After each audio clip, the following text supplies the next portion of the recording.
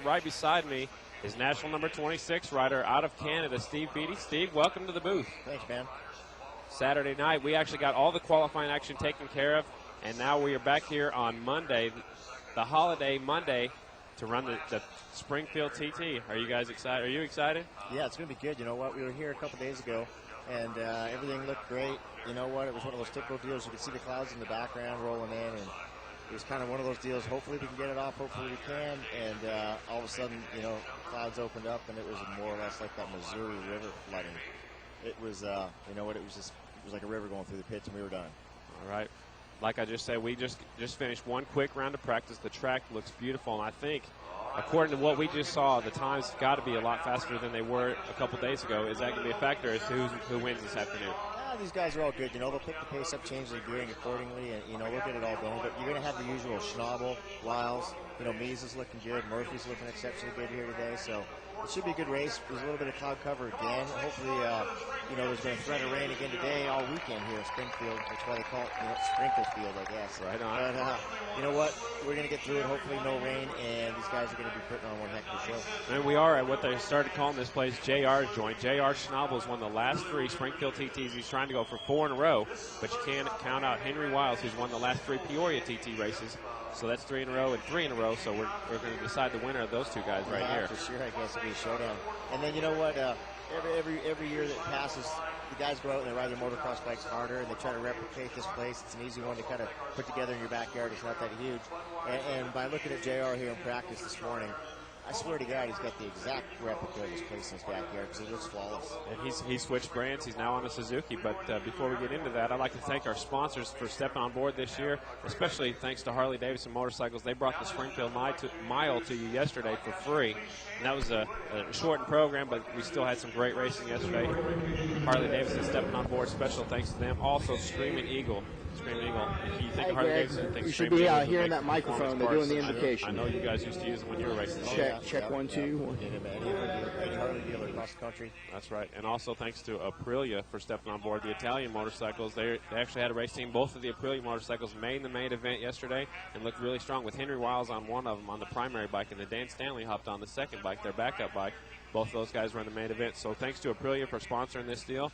And if you guys back at home, you know, support people that support flat track. And for you fans that have never been around flat track, if you can't get to one, Live Ice Sports is the next best thing.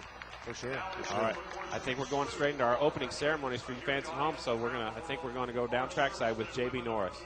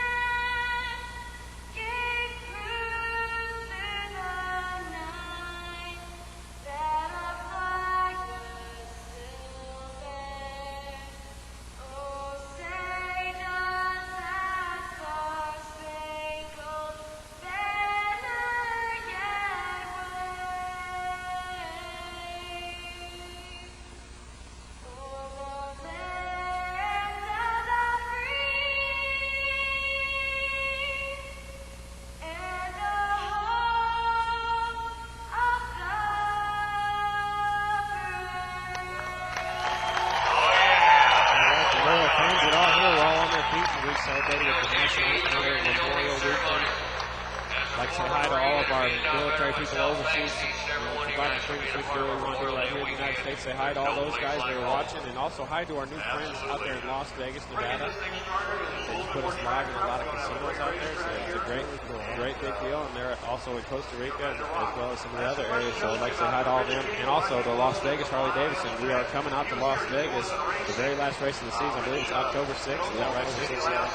October 6th, the first annual Live Eye Sports half-mile Grand National, Las Vegas Motor Speedway. So that's going to be a good race. We used to do that a few years ago, back in the late 90s, and all those end of our series in Las Vegas. It was a great time. Sounds like fun to me, but coming back, we've got the heat races coming up. The first fast qualifier, Jared Snell, will be sitting on the pole. Do you think he's going to have an advantage today? Always. You know what? Being in the first heat, the track's got the least amount of time on it. So if you can lay down the times and pull fast heat races, you've got pole for the main event as well. Then you get your choice on the start line as far as inside, outside, middle, and wherever. So whenever you get your choice and you're not kind of designated somewhere back in the pack, you're going to start. Well, for sure, it's the best place to start. That's not this place. You know what? The race is so bad in this place, and especially today. It's so wet out there, and I'm watching them killing this thing deep. And if you're anywhere from second back, you're going to get peppered. That's right. You see, we're down there in the pit area right now. Some of the riders walking around. Some of them have hand guards on there, just like they do when they race motocross or even cross-country riders put those hand guards on there. These guys are putting it on there to keep the roost off of them. Instead of hitting the trees, they want to keep that dirt off their hands. Yeah, for sure. It's one of those deals where it's such a short course that in motocross, whatnot, sometimes you can kind of lean off line and get out of the roost. You can't get out of the roost here. You just pretty much got to keep grin and bear it. Grin and bear it. I don't think I'll be grinning too much to get that dirt from you. How about you, Steve? I've been out of this place before, looking back and boom, you get home and your buddies are looking at you going, what the heck just happened here? You know what? I was at Springfield TT after that. Exactly. So some of these riders or people at home, the Live Eye Sports fans, don't know exactly what a TT is. You want to go down? In the rule book, you have to have at least one right-hand turn and one obstacle. The obstacle being a jump. Yep, for sure. And it's great because you can see over here today the guys that do spend a little bit of time either TTing practicing or on a motocross bike because they were super comfortable out there, turning right, going over the jump, over the little kick to the left. And then you can see the guys who are a little bit, more stiff, got straight back. They're the ones that don't spend enough time maybe on the road. They're not real comfortable in the air. There's a look at the landing ramp of the jump on a couple days ago, Saturday, when we were qualifying, a few of the riders, we actually had to mark how many feet they were jumping. A few of the riders going about 110 feet. Some of the other riders were throwing it down, keeping it low like the Supercross riders do, so get back on the ground a little bit faster. So some people will be jumping it short, about 60, 70, 80 feet. A couple other guys will be airing it out. Yeah, for sure. You know what? Last year over here, the winning pass was made on that jump. There's a great picture of it. Joe Kopp, I think, already had his wheels on the ground, and JR his wheels were still in his head. So that jump they just went across right there, there's a real sharp left-hander. And what you, Steve, noticed earlier in that first quick practice session, there's a little hump in the inside of that jump. It is a little bit lower since the rain has washed some of it away, but there's a hump on the inside of that turn. And then some of the riders will be electing to go around the outside of that hump. And it was pretty even as we watched Henry Wiles and Jared Neeson in their practice session. There's the hump I was speaking about. It's hard to see if it definitely it's about maybe about a foot high. And it's kind of an option line. So if somebody wants to stay to the very inside, and protect the inside line, the guy has to go over that hump. Now, if somebody whips it in off the outside, and it's can square it up, can possibly get underneath the guy on the race down into what we call, dirt track 2, 3, 4. Right? Here's what we're calling dirt track turns 3 and 4, which is actually about 5, 6, maybe 7 now. But they'll be, what gear do you think they'll be on these 450s around this final turn? Usually third. Some of them are third, and if they're geared right, I can see actually was watching that Mears was going third and carrying third all the way down. And some of the other guys are, doing a quick speed shift and flipping into fourth, and then doing 2 downshifts back into second. I know the Kawasaki 450 actually only a 4-speed, so you think they'll be gearing maybe towards second and third gear mostly, or will they even use fourth? It depends. You know what? In 06 it was a 4-speed. For 07 they went ahead with a 5-speed training. Okay, so some of the new guys. Yeah, so one of Johnny's bikes, depending on which one Murphy's riding, he'd either be on a 4-speed or a 5-speed. I got you. But I think they're geared for 2, 3, 4 on the calendar. differential, so they wouldn't even touch first gear at all. They'll start in second gear, shift, and probably never use first gear. Like back in the day when we used to ride road taxis and other forms of motorcycles, we actually took first gear completely out of the motorcycle. Is that something they might do on these 450s? No, I don't think they take it out. But, yeah, I remember the day when the road taxis we did that when we took it out. And it kind of made it tough because then they threw these little small TT bull rings in, and I remember riding with that road taxi without first gear, and it was tough. Right on. Well, I hear the bikes firing up down there in the pit area. The fans are back in the stands. We're at JR's Joint Springfield TT on the pole. Rider number 33 on a Suzuki. He's actually switched motorcycles. JR Schnall will be sitting on the pole. And like we saw yesterday, for you guys that watched the mile, he can take the outside or the inside. You see Joe Kopp trying to fire up his Honda, and there they had to push start it. Beside J.R. Schnabel, number 33, will be number 19. Kind of a surprise to me, riding Yamaha. Paul Lynch, fifth fast qualifier. Is that a surprise to you? You know what? No, Paul's, Paul always shows some brilliance here, and I've seen him at the TVs and stuff, especially at Peoria. He's a guy that must spend a lot of time on motocross bike. He's pumping. Right on. Right beside him, you just saw Nick Cummings, number 22. He actually pulled his forks down. He's locked it in. Tell us a little bit what he just did. It's what they call a start assist, I guess. It's what it does is instead of wheeling, he'll stick the other today. So they have pretty much a device there. You can pull it down, they lock the curbs down about 2 inches, and then as soon as they take off, it's right on the front brakes, and you turn one, it'll bury it deep enough that it pops off. Release it back. Releases it back up to normal. All right, beside Nick Cummings, number 22, will be Smoking Joe Kopp, rider number 3, the 2000 AMA Grand National Champion. He'll be rider number 3, Joe Kopp. Beside him, the guy that's impressed me very much out of Daytona Beach, the second race, actually both days down there in Daytona, number 54, Mike Rush. Beside him on the outside of the front row, that's number 16 out of Tulsa, Oklahoma, is A.J. Eslick. In your second row, we've got number 88, Ron Wood. Number 70, Z. Z is a letter. These guys all in the front row, all national numbers. The letter back there on the second row, Z is from California, so Johnny Lego, number 70Z. Beside him, 87P, an Illinois rider, 87P, 89P, that's an 87, isn't it? 89P, Dustin Crow, and you'll notice he'll have the tag hanging off of his goggles.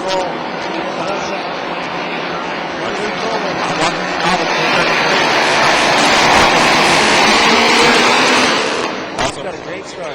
Also back there in the second row, Schwarzenbacher 30K, 83K is Justin Boyd, 55 Josh Tungan up the jump for the first time. Right now we've got 2 guys that got the last year in TT all the way to the last lap for the win.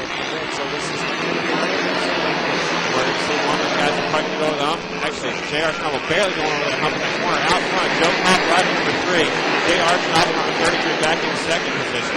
There we go.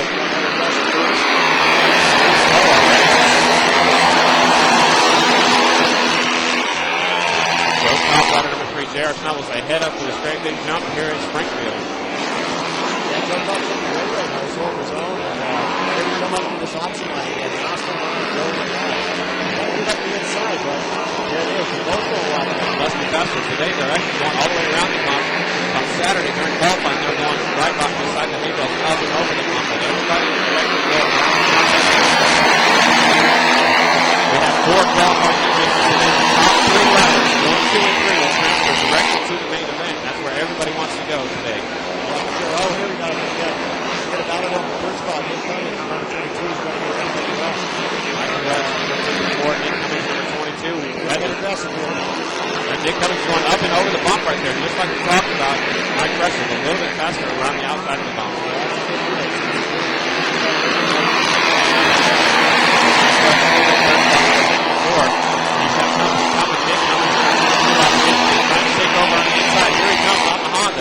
Not happening so far. Up and over the jump they go. They're fighting right there for 10 position. They only get to 3 guys in the calendar. So they're going to stay back there and check it out. They're going to show the final. So it's really important. And then fourth on back will actually go into 3 semifinals. And nobody wants to ride the semis. That's just more track time, more wind out of their sail.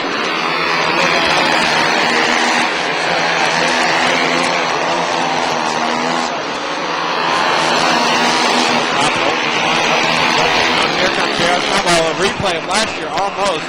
J.R. Schnabel jumping a little bit further than Joe Kopp once again. Joe Kopp a little bit older, almost that has a deciding factor of him jumping up, but Joe Kopp is still out front. J.R. Schnabel going up and over that hump we spoke about.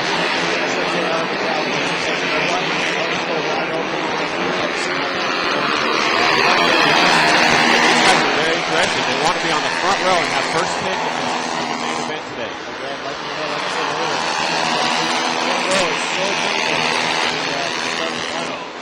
Mike Rush sitting back there in third spot, number 54. There's a good look at him. And Nick Cummings is a little bit falling off in the pace man. So top three riders are pretty close. Here comes Nick Cummings still trying to get in there, rider number 22.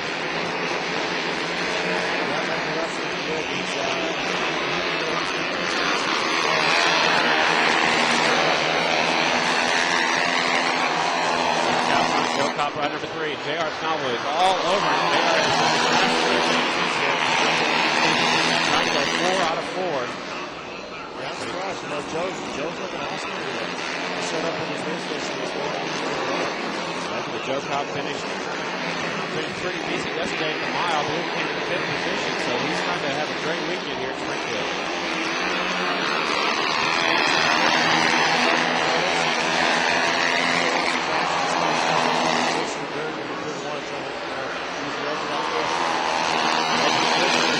The hard part is the loose part of the track. Yeah, for sure. Where it gets brushed off, it gets a little bit slippery around that ball. So you start moving up and sliding up. You start slipping your tire on the edge of that entry. You got to go to the feel whether you're going to put something slippery.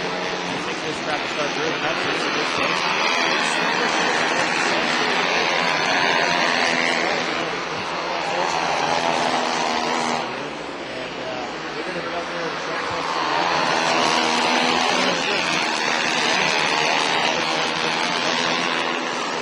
Out front, rider number 3, J.R. Schnabel, number 33 second. There's a look back at Mike Rush, number 54, still in the third spot. Joe Kopp makes a little bobble right there.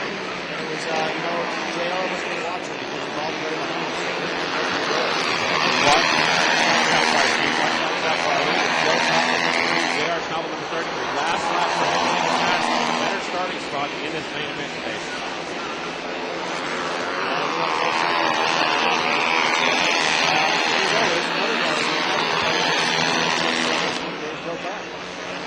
Yeah, definitely. I wasn't even thinking about him as one of the front runners, but he's telling me that he's got what it takes. He didn't qualify that well on Saturday. He was 4th pick on the line, so yeah, he's qualified down the path.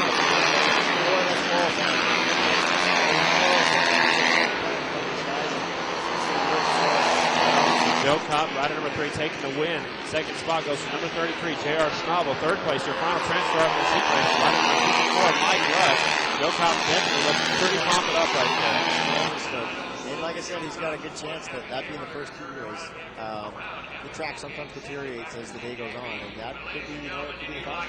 The IMDA has told us that after every 2 races, they're going to try to come out here and prep the track, try to make it as fair and as equal for all of our competitors. So we'll see, but Joe Kopp taking the win, looking really strong in that first race. We're going to go down there and talk to JB, I think. I think so. We're going to go trackside. Up, ladies and gentlemen, give a big round of applause. Great way to kick this show off today.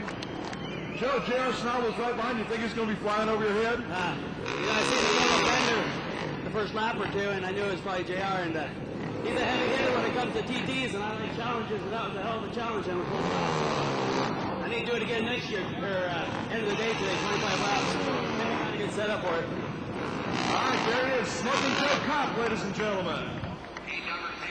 Second qualifying heat race is already on the track, and on the pole, a second fast qualifier, so he'll be the first pick on the line. Number 43, Sammy Halbert.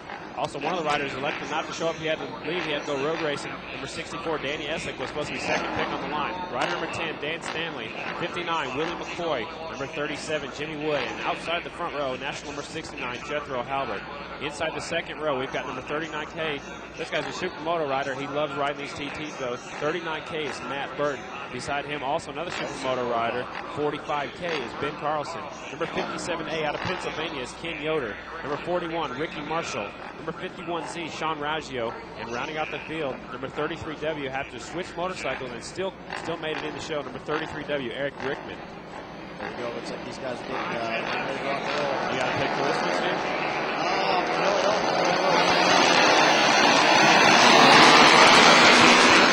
Shot rider number 10. Here comes Sammy Halbert bumping him in the way. Sammy Halbert says, I wanted that lead spot. No, he won't. Stanley's back to third. Now he's moving up to second over the jump. You can already see he wants a piece of him. Oh, yeah, he's going to try to get up there. Dan Stanley is one of the aggressive riders on the circuit. Also, it looks like Sammy Halbert's holding up to his name, slamming Sammy. Rider number 43. Stanley's got one there.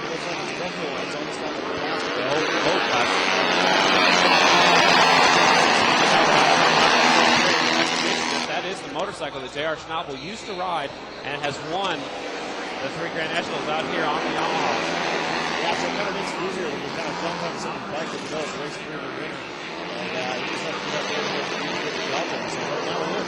Exactly, but here comes Danny Stanley, rider number 10, is going to try to get up there and repay the favor. Sitting in third spot, the final transfer right now for 6'9", Jethro Halbert. He's got all kinds of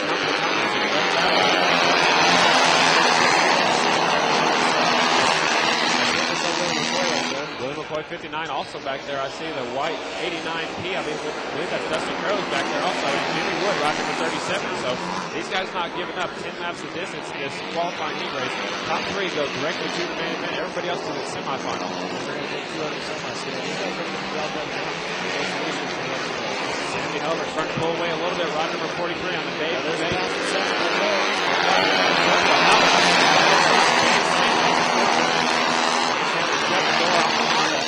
Jethro Halbert squaring it off the turn, coming up to the jump. They're neck and neck over the jump. Actually, Dan Stanley's pulling a little bit of a lead. Here comes Jethro Halbert, rider number 69, trying the outside now. Watch this. Here comes Willie McCoy. He's probably going to get lucky here pretty soon and sneak up in there while these guys are messing around. Halbert made the pass, so he's up in the second now. So Stanley's going to outside.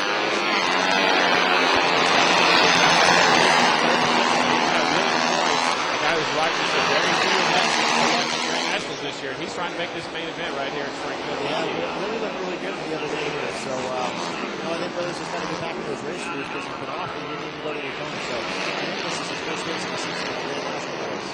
Looks pretty good. Doesn't look like he's missed a beat. Oh, we got somebody else. I think that's Burton. Matt Burton is a Dustin Crow. I can't tell.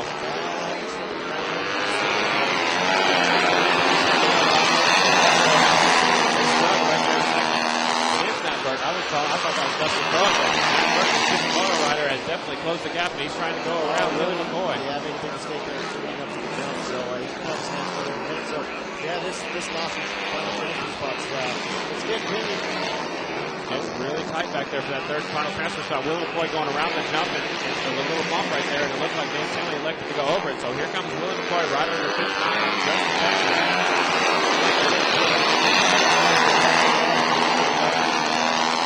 We saw Stanley Halbert making some little bit of bumping, so he was back lead. He's checked out, but Jethro Halbert in second. Dan Stanley still in third, but Willie McCoy and Matt Burton, they want to get in this main event. So there you go. Halbert's jumped right on front. He pretty much backs it up and sacrifice the final for third, so he's doing real good. That's right. He's on the motorcycle. He's won the last 3 Grand Nationals here. That is JR's old team.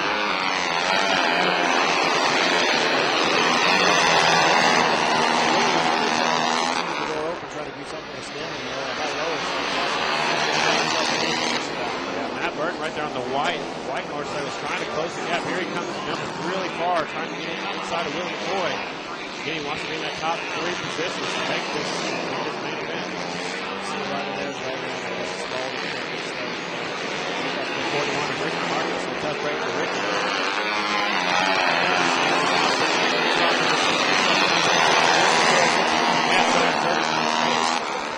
Head off into turns number 1 and 2.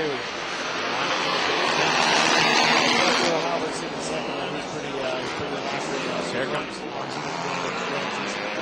Right, Burton's trying to highline. Burton's trying to ride his wheels off. He's got to get up there. Has to get in the top 3 spots, and he knows it. He's riding really hard. You can see that. It's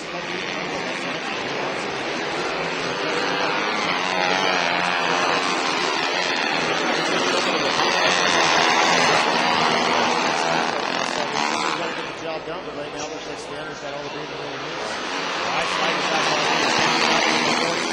Second spot, Jethro Halbert, his brother, number 69, Dan Stanley, is in third. The final transfer spot is Dan Stanley, number 10. But here comes Willie McCoy, number 59, and Matt Burton, 39K, trying to sneak in there. Got pretty much 4:30 to get the job done. Nothing happening so far. Really strong. His brother coming to second, number 69. Stanley's going to take the third and final transfer spot. Willie McCoy, Matt Burton going to the semifinal as well as number 37, Jimmy Wood. So that was a great race. Sammy Halbert looking pretty aggressive right at the start. Was that a surprise to you? Steve? Nah, that's, bottom line. Whatever. If his name's Slam and Sammy, it's how you get the job done at this TT. All right, let's go trackside with J.B. Norris. Halbert brothers, first and second here. Sammy Halbert doing the Memphis Shades guys proud. Give it up, Sammy Halbert, ladies and gentlemen. Hey, your brother's second. The Howard guys are going faster today. Yeah, it's always a good thing, and it's having fun out there. Got to thank my team, Memphis Shades, Yamaha, Parts Unlimited, Saddleman, K&N, Bike's a rocket ship. Can't wait for the main event. Talk about this racetrack. It's really fun. It's really great for a day race. The cloud cover and everything and all the moisture in it's making it real fast. How about your first TT win here today? Yeah, it feels great. There he is, Sammy Halbert, ladies and gentlemen. How about that Washington sweep? Took the second qualifying heat race win. Up next, the heat race number 3, but they're going to do a little bit of track preparation right now. So far, the 6 riders that are in the main event, Smoking Joe Kopp taking the first qualifying heat race win. J.R. Schnabel, 33. Mike Rush is also in the second heat race. The Halbert brothers, Jeff Rowe and Sammy, are in, as well as Dan Stanley. Ladies and gentlemen at home, we'll be right back after this commercial break from Springfield, Illinois. Now, with great power comes great comfort. Introducing the Sportster 1200 Low by Harley-Davidson. Boasting a big gut with its black and chrome 1200cc engine and a low butt with a seat height just over 26 inches from the ground. It's a long, low custom street bike straight from the factory. The Sportster 1200 Low, only at your Harley-Davidson dealer.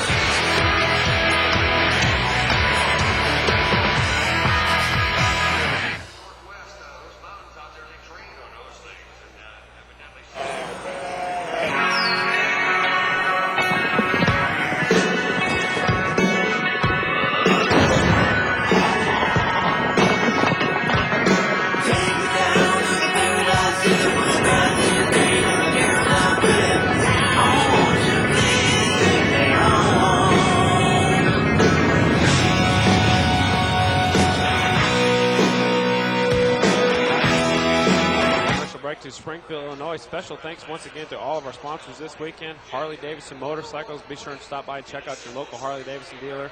Thanks for having them on board and providing the races for free yesterday. Also, Screaming Eagle. You can get your Screaming Eagle Harley-Davidson parts at any Harley-Davidson dealership.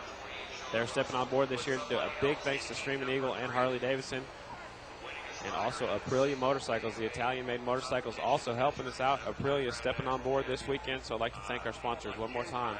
Harley-Davidson, Screaming Eagle, and Aprilia. Me and Steve Beatty up here in the booth. Steve, you having fun so far? Yeah, it's all good. It's all good. Try not to lose my voice, so we'll keep drinking some water. It'll be good. All right, 2 qualifying heat races so far. Any surprises for you in those first 2 heat races? Yeah, I guess Sam Halbert, because I saw him here last year when he rode Suzuki's, and he kind of struggled a little bit, but I guess putting him on the XJR mount, he just went to town. So he's, it's also been another year, matured that much, and again, maybe realized his TT skills need to be honed a little bit, so he's at home riding the motorbike or practicing a little bit, practicing, going right, going left, over the jumps. So Sammy Halbert's from up there, Washington State. A lot of great TT riders that came out of Washington State, like Mickey Fay. Is that an advantage out there because of Castle Rock is out there? Yeah, I think so, and I think they do a bit in the winter too. So I think they get some, some short tracks and some TTs in the winter. Where some of the guys back east, they get some, concrete indoors they play on, or in Kenny Coolbest's favor, he's spent a bunch of time at a small indoor in Connecticut, and that helps him out a bunch. So kind of all depends on how much riding you do in the winter, or where you live. If you got snow, and the guys in Michigan, they do a lot of ice racing. You can't build any jumps, but they sure can go left and right fast. Definitely helps them out when they first come out of the spring, out of the winter into the spring races like Daytona. You saw Mike Rush take the win out there, and he's a California rider, so he definitely was riding over the winter months. And we got the 3rd qualifying heat race coming up. Your single series champion last year, rider number 1, Jake Johnson, with the big number 1 plate on his bike. He'll be on the pole. Sean Russell will also going to be out there. Brian Smith. These guys all ran at the front of the pack yesterday on the mile. Yeah, Sean changed brands. He's on Suzuki's this year. Good to see Suzuki out here supporting these guys. And they're doing real well with it. Very true. Also in this qualifying heat race, number 45, Jesse Janish, and his 7-time Grand National champion on a KTM. Number 4 would be Chris Carr. So it's different to see the number 4 plate on that motorcycle. It's been gone for a while, but you know what? He's never given it up, so he just brought it back out, dusted it off, and it kind of looks like it was a few years ago. That's right. Also on the front row will be Kevin Varnes. Reverend Kevin Varnes, number 89 out of Pennsylvania on a Suzuki. So that'll be our front row in this 3rd qualifying heat race. In the 2nd row, we're going to have number 50K Clayton Riggle, number 31. The winner from yesterday on the mile, 31. Kenny Coolbeth on the second row. That's a surprise for me, because Kenny was he was one of the fastest guys at the test day, and he was a couple days ago when we were here, I was talking to him, and he was just 4 laps he couldn't get it done, and the next 4 laps he couldn't get it done either. He just said he needed more laps to get in the groove. So Kenny's a racer. I don't doubt that as soon as we get going here, he'll jam his way through the pack and get up there. But there's some stout guys in the front row that he's got to get to, to get in that top 3 to get right to the final. Exactly. So he's got his work cut out for him. All right, right beside Kenny Coolbeth will be the number 11, Brian Bigelow on a Suzuki. Number 74Z, Rodney Spencer. Last weekend he had a good weekend in Guthrie, Oklahoma. There was an AMA race, and there was an indoor. They had a TT and a short track. Rodney Spencer did very well last weekend. Beside him, the number 24K, Mr. Stooksbury out there from, I think he's up there in Iowa, is that right? Yeah, Danny's a young kid from Iowa. He's another one of the supermoto guys. He hangs out with Burton and all that crowd, and they go do the supermotos, week in and week out, stuff like that. And when they're not doing that, they're right here riding TTs and short tracks. Gotcha. And rounding out the field, national number 72, Tim Eads, making it into the TT this weekend. Yeah, so here we go. I'm just going to finish up with some track prep here, and then again, these guys get the top-notch track and get a chance to throw down the lap times and try to get pull for the main event as well. Jake Johnson, he's going to be shooting for that one for sure. He's been looking fast here this morning as well, and he knows how to get the job done. If he didn't, he wouldn't have that number 1 on him. Exactly. It's right beside Jake Johnson will be Sean Russell, who looked really good Saturday during qualifying. Yeah, for sure. He's another one he's adapted well to the Suzuki's. Hasn't had a lot of time on him, but definitely. I've ridden one a little bit in moto form, and they're a very good bike. They handle it real good, so I think it's easy to kind of get on to come to grips with one of those things. We got Suzuki's, Hondas, KTM out here in this qualifying heat race. Suzuki's, Yamaha's in there too. So all the brands are making it right here at the Springfield TT, trying to get lined up for a third qualifying heat race. They just told them to fire them up. They're going to prep the track after every 2 races, so it's nice and fair and keep the track as in good condition as they can. And there is the number 1 plate, Jake Johnson from New Jersey on the Suzuki bike. Yeah, he looks sharp with that right there. Sure does. Right beside him, like I said, number 28, Sean Russell. Coming up next, flying Brian Smith, number 42. And here comes Jesse Janish with the brand new national number, number 45. He earned it last year. And there is the 7-time Grand National Champion, rider number 4 on the KTM. That'd be Chris Carr. I think Jesse earned that last year here, right at the TT. He earned it right here, that's right. So he rode very strong last weekend in Oklahoma as well. And outside the front row, number 89, Kevin Barnes on the Suzuki. Kevin. Yeah, can't count any of these guys out. That's a stout front row right there. It's going to be a tough one because those guys are all capable of making Grand National or singles national events. And right now, only 3 of them are going to make it. Don't forget about those. There's a couple of fast guys back there in the second row. Kenny Coolbeth, number 31. Also, Brian Bigelow rides these small bikes very well. Yeah, number 11. This is by far the toughest heat race. So this is going to be a barn burner. So they're staged up, getting ready to take off. I think I'm going to go with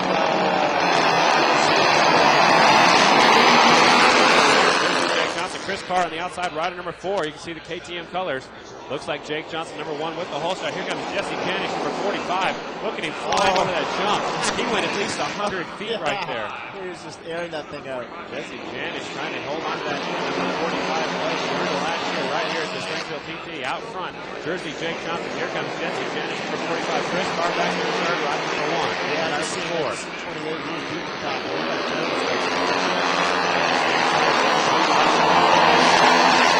Jersey Jake Johnson. Back there in second, number 45, Jesse Janish. Chris Carr, number 4. He's going to watch the rear fender. And here comes Kenny Coolbeth from the back row. Is up to 4th spot. So Coolbeth trying to get in the main event right out of the heat race. These guys come in to over that little bump again. You know what? It seems like it's just kind of a hit and miss thing where the guys are going to take the inside and over the bump, the outside go in. You think they plan on hitting it, or they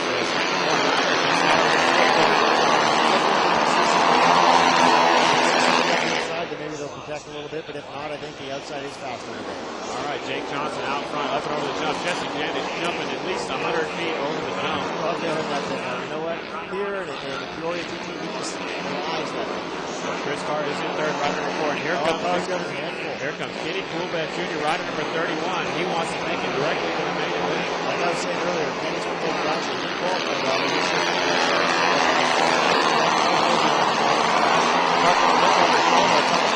And he just went a little bit wide, so he's squaring up with his jump.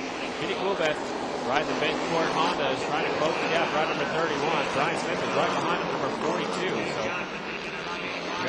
race. Yeah, I'm real surprised by that. Just doing some Paul Russell back there. He's struggling a little bit. So I think what happened there, he got knocked off the line on the first lap for it. So he just got a terrible start. He might have missed the setup too, but it doesn't look like he's coming.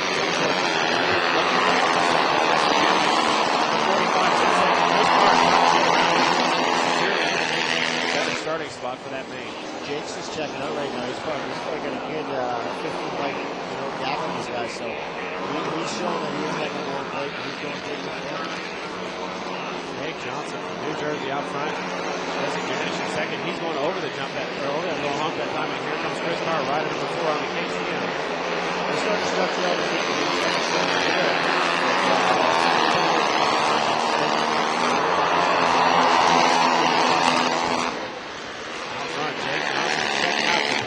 definitely heating up for second. Chris Carr has closed the gap on Jesse Janish's rear fender. You know, if you watch those three guys go over the jump, Jake's one of those guys where I know he's going to go out big on the motorbike. When he breaks the speed, he's struggling, so it's tight, very minimal. He wants to get his wheels back on the ground and go forward right away. Then you watch the next two behind him, Janish's car, they're wearing it out.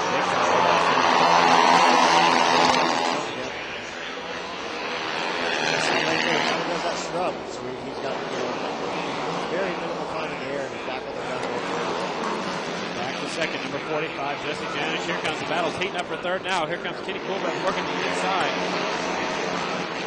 Coolbeck is definitely closing up on Chris Carr. We're going to try to get a shot at it. Here's Janish in second. There's the Carr.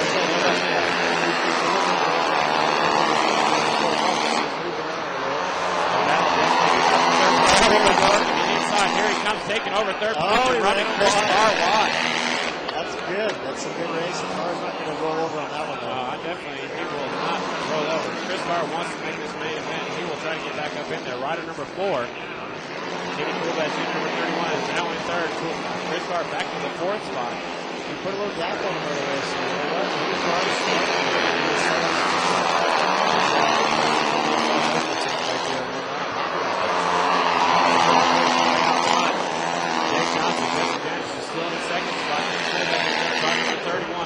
jumping. Chris Carr in 4th on the KTM, rider number 4. And he's going to push forward because you know what? He needs to get second and have a chance at least at a front row spot because there's only 6 guys going to be on the front row. So we're going to pick the winners of the heat races and only 2 of the second fastest heat races. So third is one So Jake Johnson takes the white flag. 1 more lap to go. That's a good job in second position, holding it down. Kenny Coolbeck, like you say, he's coming. This is Drew right now, or he's starting on the second row. At least the second row, yeah. He doesn't want to start any further back than he has to. Jake Johnson right there, number 1. Battle is definitely heating up for second spot. Our leader looks like he's going to take the win with the big number 1 plate. Jake was in control.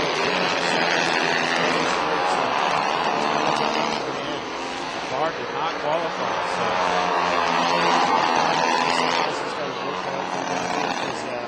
Never want to go to the semis. You end up in a semi that's just loaded like this heat race was, and then anything could happen in the semis. These guys, that's when they start getting really aggressive. So we're going to go trackside with JB Norris with our heat race winner. Springfield, put your hands together for the new champion in the single series, Jake Johnson, ladies and gentlemen. Great run out there, Jake. You come so close to winning this thing. How about today, buddy? I hope so. It's track's definitely slicking an awful lot, and that's usually not to my liking. But my bike's working great in the wet and the slick. I think we might have something for him tonight. All right, Jake Johnson says he might have something. One more time, ladies and gentlemen. Let's hear it for Jersey Jake. All right, Jake Johnson, the number 1 plate, and he's showing you why he's got the number 1 plate. He looks really strong out here on the singles. He won the singles championship, which is the single cylinder 450cc machines, as the 4th qualifying heat race already coming out of the staging area. These guys are going to try to keep this show moving pretty fast because there are chances of rain in the area. On the pole, there he is, number 17. Number 17, Henry Wiles on the Yamaha. Coming up next, looks like here comes number 21. These guys went at it during practice. Number 21, the jammer, Jared Meese on the Honda. A couple of aggressive guys right there. So this could, coach Johnny Murphy. So you know what, this could be another fun. I think beside Jared Meese is supposed to be the number 40, Aaron King out of Dysart, Iowa. He'll be riding a Honda, number 40. Should be up next. Unless they load it up and left, I don't see him coming out here onto the track. So He was out there with practice. Oh, that's true. I forgot about that. So Aaron King He wasn't on a Honda. He rode the KTM, wasn't he? so he could have been riding his dad's bike. Okay, so Aaron King's supposed to be third pick. Beside him, number 20, Johnny Showtime Murphy. There's my little buddy Brandon Berg at 17 wide doing a practice start. He doesn't look like he's too little. He's a pretty tall guy. Yeah, I guess I call him little because I know him since he was 3 years old. Because he's younger. Yeah. Number 27, that's Bugs Pearson on the Yamaha. So Pearson's supposed to be on the front row. Number 27, Brandon Berg, number 17Y, will be on the outside of the front row on the Honda. You know what? I just see here in the distance we got King rolling up. Okay, Aaron King's coming out of the pit, so trouble getting that thing fired up. all right, so the second row, we're supposed to have 21K, Jacob Matea on the Kawasaki. 33P, Josh Butler. Used to have national numbers. So Josh Butler back out here for 33P. 91, Nick Daniels on the Honda. Just got his national number last year right here in Springfield. Oh, yeah, he flew here last year. That's right. He's going to ride a lot of supermoto stuff, too. Oh, So yeah. The supermoto guys going to do this a lot. Well, they're pretty much all ex-dirt trackers. So right on. I say they don't call themselves a dirt track or supermoto. Right on. Logan Myers, number 24, Cody Rice Snyder, number Here we go. 56K, 78, and Earl Shirt as we get ready for the fourth and final qualifying heat race. Looks like Henry Wiles with the hole shot right beside him. Number 20, Showtime Murphy on the Kawasaki as the rider goes down. Aaron King going down. It looks like, I believe, number 40. Wiles up front, Murphy in second right now. You know what? We'll see whether this one's going to get picked up. Yellow flag right now, but King is back up and on his feet, so I think they're going to keep going. Out front, Henry Wiles, number 17, the winner of the Peoria TT the last 3 years in a row. he's got to get some work done. He's got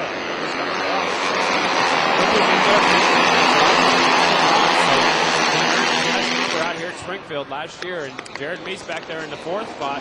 Here comes the 21K of Jacob Matea back there in fifth. So we're in a great rider. Great battle back here for the third spot. Right there, Jared Meese number 21. He's got the pass to 91. Nick Daniels. Nick Daniels is right down the road here in Illinois.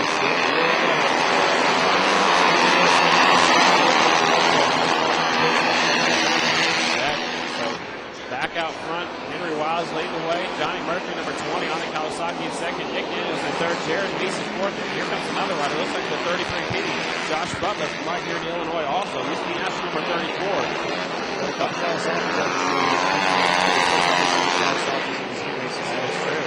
They're doing good. They're going to try in second. They're back in the season.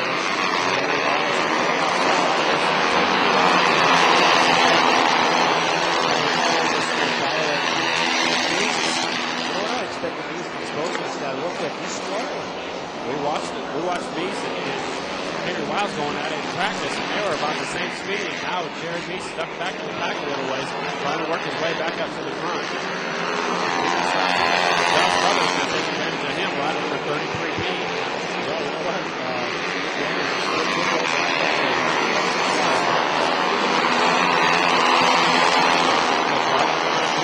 Starting the second row, so he's already up to third, and Henry Wiles way out front. Johnny Murphy's in second. Nick Daniels going up the jump. Made a little bobble right there, so we'll see if Jared Meese can catch up to him going into that right-hander.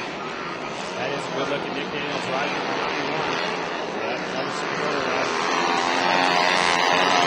He's doing real well right now. He's still. He's got to be pumped up. He's got right now.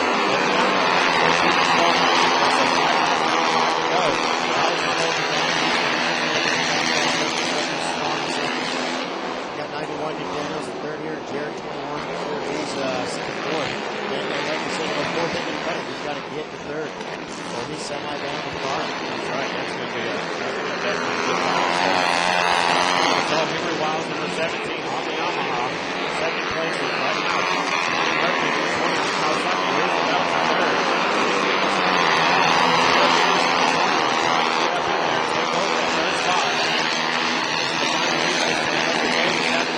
Springfield TT as they go up the jump. Take a look at Johnny Murphy as there's your leader, Henry Wiles, number 17, way out front. He's going up and over that bump right there on the Yamaha. Yeah, he rode hard last week.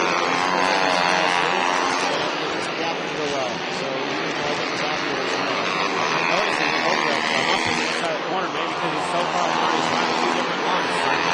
This afternoon. Henry Wiles 17, he airs it out huge at Peoria. He's a real good motocrosser. He's right now in half the hours, and I see him at the local motocross track quite often. He's gone, right? Oh, yeah. All right, so he's checked out the ranges and pit-stop spots. Henry Wild's way out front. Johnny Murphy and Sam Nick Daniels still in the third spot.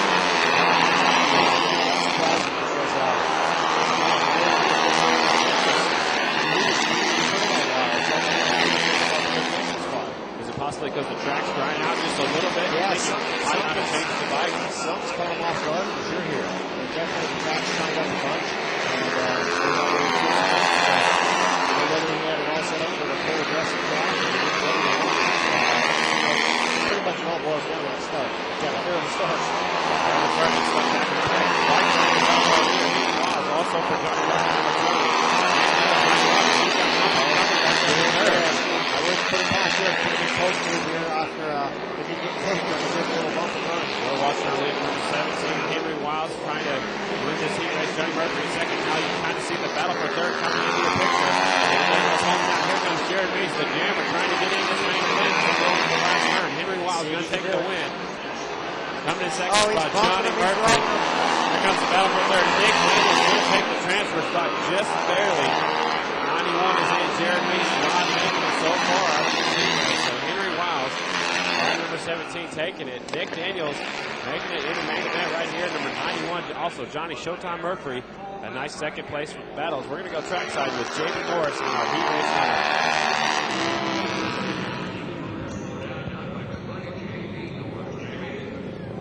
He's won the Peoria TT 3 times. King Henry the third is in the house here. Still looking for that first Springfield win. Yeah, I sure am. We got a great bike together here from over my Yamaha RHC, put some power to it. Webcam, I got to thank my mechanic, Johnny Olmstead. He's been busting his butt to get all this pulled together. The Yamaha deal came together a little late for us, so, you know, we've been kind of scrapping to get everything together, but that's kind of our style anyway. Henry, tell me about a fast lap here. What's the keys to going fast here at Springfield? Well, you just really need to pull it all together, you know, and stay smooth and the gas on. There's no one that does that better than JR. He's always got the gas on here, and he's always going good.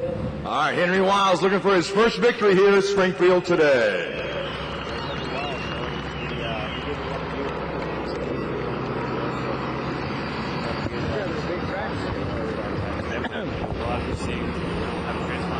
Up here in the booth with us today, so we don't know if his heat race was fast or not, but heat race number 1 was Joe Kopp, heat race number 2 Sammy Halbert, heat race number 3 Jake Johnson, and a Yamaha in heat race number 4 taking the win was Henry Wiles. So it's going to be a great main event so far. We've got 3 more semis coming up, a little bit different. Yesterday we had to shorten up the program because of the chance of rain, and it got kind of late, so we went straight from the heat races to the main event.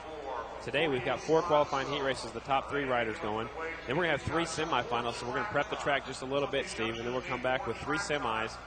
And then we have a non-qualifiers, a B main event will be after our 3 semis. And then we'll have the AMA Ford main event, 25 laps with the 18 of the fastest TT riders. Yeah, we got that B main in there, though. That's right, that B main's going to be awesome. That's your fastest non-qualifiers, so like I just said, we got 3 semis coming up. Track preparation going on right now. Then the B main, the fastest non-qualifiers, the top 48 riders are what you're seeing so far today in our 4 heat races. Then we got a B main for your fastest non-qualifiers. These guys are going to come out here, try to earn a little bit of paycheck, try to make some gas money to get back home or get to the next race. Yeah, for sure. Just gives them another little chance to ride the racetrack. And that's something that's brand new this year that the AMA's brought into there. And I think it's a good deal for some of the riders. Like from 49th back, they had actually qualified. They had some qualifying heat races yesterday for that B main, so they're going to come out here in just a little bit. Yeah, for sure. We go to these races nowadays, and it would be 100-plus riders show up, but right off the top, we cap it at 48. So, those guys that don't make that 48-rider cut with the transponders now get a chance to race some qualifier races earlier on in the day. We didn't do this. This all happened a couple days ago, but from there, they get to run a B main. And again, it's just another thing that we've got the time to do it. Give these guys a chance to ride. And also, it'll give the riders from the semis, the guys that do make it out of their semis to that A main, it gives them just a few more laps on the track, and it gives them guys a chance to rest before they come back out for that 25-lap AMA Ford main event. Yeah, especially when we're pushing the program like today. There's still a threat of rain over our shoulders here, so this thing's going to go quick. like real quick here. So we got a bunch of people in the grandstands that came back today on a holiday Monday, and they're having a great time. And not nearly as much as you see, but we're doing okay. Die-hard fans out here today, so they're having a good time. Track preparation going on. We're gonna get ready for the 3 semifinals. Will be coming up here in just a few minutes. And don't forget where JR's joined. JR Schnabel took a second place in that first qualifying heat race, so he might not be able to win 4 in a row today. Don't count him out. JR will go back, do something crazy, you know. He'll air it out, tire on, or jump over somebody, or change his goggles, whatever it takes. Whatever he's got to do. Whatever it takes. Probably won't wear any pink gloves. We'll leave that up to Henry Wiles. That's usually what he does. That makes him go quick. So yeah, Henry Wiles with the pink gloves. For sure. No, track looks great right now. That track is awesome. Not a stitch of rubber laid down anywhere, which is good. And you know, for a day race, generally that's what we're always fighting.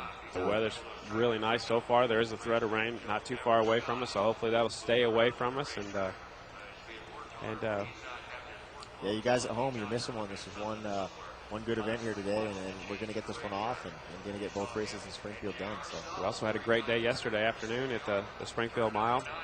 Yeah, that one was questionable. You know, I was out there with my wife. We were wheel packing. And I didn't think that thing was going to get off, and they pulled it off. Right on. So there's some highlights from yesterday right there on the screen now. So the last couple of laps way out front was your Grand National champion, rider number 1, Kenny Coolbeth Jr. checked out on about the second or third lap, and he was gone. We had a great battle for second. Chris Carr, rider number 4, holding it down right there. With all the young guns behind him. Well, I shouldn't say that. Joe Kopp's got some age on the middle, too, here. The Harley-Davidson wrecking crew right there. The Screaming Eagle Harley-Davidson bikes as they come down the back straightaway. Number 4 is Chris Carr, and then here comes the Harley-Davidson wrecking crew. It looks like Brian Smith is coming. Yeah, it was a great race there. You had Mees, you had Smith, you know, Kopp was back there lurking in the shadows, and if Kenny wasn't on the track, it'd be a typical Springfield Mile, but exactly. It's been a while since we've seen anybody do what Kenny did. I think almost, if I can remember, back to about 93 when somebody ran away with it. Yeah, 93 when Rick Graham ran away with it like that. Also, Scotty Parker's been known to run away with a few of them like that, but Kenny Coolbeth was just amazing on the number 1 bike yesterday. Oh, my hat's off to the IMDA. You know what? That track earlier on in the day, about noon, looked like they'd never be able to pull off a race, and by about 4:30 in the afternoon, they had the bikes out there. And as you see right now, it's still pretty pool table smooth. It is really smooth. They worked on the track all day long, and we actually ran late in the afternoon yesterday. And here's the white flag out there for the champion, Kenny Coolbeth, and he's got an entire straightaway right there. Looks like he's on a practice lap. And then here comes the rest of the top 4, the rest of the riders for the top 5 positions. So this was kind of funny because I watched this from up in the grandstands, and Jared looked like he wanted to make that pass, and Carr kind of pinched him and wouldn't let him do it. So down the back straightaway, it was very interesting down the back straightaway. Nobody really wanted to take that win right down the back straightaway is like a drafting, and their little strategy, as there's your winner right there, rider number 1 with a huge number 1 plate, Kenny Coolbeth Jr. taking the win right here. He comes down the checkered flag right there. Kenny Coolbeth Jr. was celebrating his win, and it was a great battle. And I talked to Chris Carr in the pits earlier today, and he said, he goes, I won the consolation race. I got second, because he knew that Kenny Coolbeth Jr. had just dominated the race and had checked out early.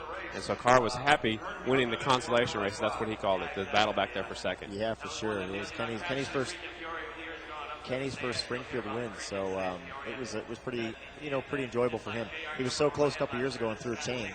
And he was in the same way. He was, had about a 25 bike length lead, and he was checking out through a chain. There is the winner right there with the black leathers, the big number 1. He had the number 1 with the American flag in the number 1 on his back, the old style number 1 plate. I like the look. I love the look awesome. of the new black leathers. Even the engine was the black yesterday. Oh, yeah, Did you notice that too? We were probably going to nickname it Black Beauty. Yeah, for sure. That's his first mile win right there.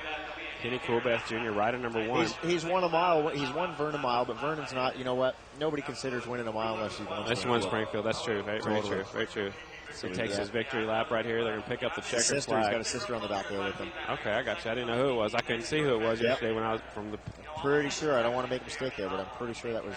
Yeah, that's Marcia. That's his sister. Okay. All right. Well, that'd be a nice warm lap. Oh, she's cool. She's been there. I've known Kenny since he was a little kid. Right on. He grew up racing in Canada for a few years there because they were never allowed to ride 750s in the U.S., so they could ride their 750s when they were because he wasn't 16. Out of the age, AMA rules. All those guys, you got Coolbeth was like that, and Bigelow, and no, not so much Jake, but definitely Coolbeth and Bigelow were riding 750s when they were 14 years old in Canada. and got to see these guys grow up. And Marcia was always there to cheer them on, and she was always the support group with him. So right on. that's pretty cool to see. So the battle as they came across the finish line, it looked like Chris Carr came in second, Jared Meese was third, Brian Smith fourth, Smoke and Joe Kopp ended up fifth. I talked to Joe earlier too, and he said he could run with those guys, but he just didn't have enough to pass them. So I don't know if he missed the setup or the gearing. He never did say exactly what the problem was, but he ended up fifth, and a strong fifth place. I'm nothing against Joe, but he was right there, and I thought he would have more for him there to finish. Yeah, rock solid. Then what we had behind that we had Johnson, then Russell. Jake Johnson in sixth, and then Sean Russell up there. An impressive ride for Sean. Little guy. He's going to win one of these miles before too much longer. Oh, he's a front runner, yeah definitely. Sure. And then Nick Cummings, who ran a great race also, but he kind of got spread out just a little bit. He ended up off by himself, and I think he ended up in the 8th position. They just handed us the semifinals, and we've got 3 semifinals coming up. The top 2 out of these semis will go to the main event. Everybody else is done for the day. Once again, special thanks to Harley-Davidson Motor Company for providing the Live Ice Sports free for you fans at home, and also thanks to Doug Stewart, the founder of Live Ice Sports, letting you guys watch this for free at home. So tell all your friends, because next weekend we'll be at a brand new track, Bulls Gap, Tennessee, next weekend, and for $1.99 you guys can watch it all at home. Also here in just a few days, we're going to have these races archived, and you can go back and watch these at any time at your own home computer. So tell all your friends and check out Live Ice Sports. And again, thanks to Screaming Eagle and Harley-Davidson. You check those guys out at any of your local Harley-Davidson dealerships. Don't forget about Aprilia. They've jumped on the circuit here, and they're flexing their muscle, and they're showing that they're here to run some races and try to win some races. And the Lloyd brothers with their Aprilias looked really strong yesterday. Both the Aprilias making the main event. So I think that's the first time that both of them made the main event at one racetrack. Yeah, they did really well. All right, so we got who's on pole for the first semi here? The first semi, Nick Cummings. That's right, the young rider out of Mount Morris, Michigan. Number 22 will be on the pole. Bugs Pearson, number 27, will be up there. Flying Brian Smith, number 42. Jimmy Wood, number 37. Dustin Crow from Peoria, Illinois, number 89P. In the front row, Logan Myers, number 24, will be on the front row, and that's semi number 1. There's Sean Russell here sitting back on the first guy on the second row. And that's, he's going to struggle for that one. And hopefully he's made some changes to that motorcycle in order to go forward for him in that the heat race finish that he had there. And the sun has just now came out, Steve. That's awesome, but hopefully that won't dry up the track. So far, the track's been in perfect shape. Also back there on that second row, 57A, Kenneth Yoder. 83K, Justin Voigt. 40, Aaron King, who went down in that heat race just a few moments ago. Rodney Spencer, number 74Z, and Ben Carlson, number 45K, will round out our first semifinal. All right, we're just going to take a real quick break, ladies and gentlemen. We'll be right back to Springfield for the TT semifinals coming up next. We'll be right back. Shadows. Into the streets comes the most aggressive Harley-Davidson Sportster yet. Chopped fenders, Ford Gators, and a low-down seat bring the attitude. Raw bone graphics, side-mounted plate, and a blacked-out finish rustles the soul. See the XL 1200N Nightster at your Harley-Davidson dealer.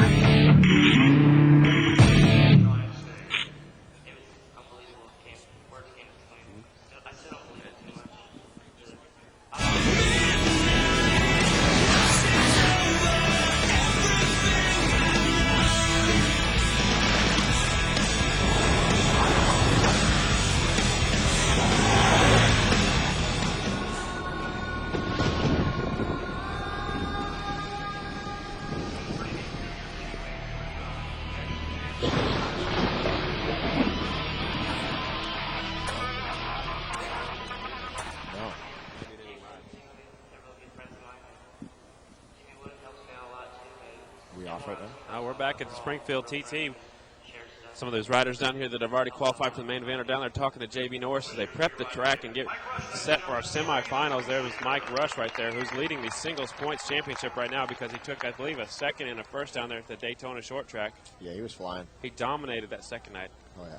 You know what? It's funny if you go back and watch the video from the first night. He was dead last. Off the start. Dead last coming off turn 4. It was amazing. And I think he was by the second or third lap, he was already up to 5th.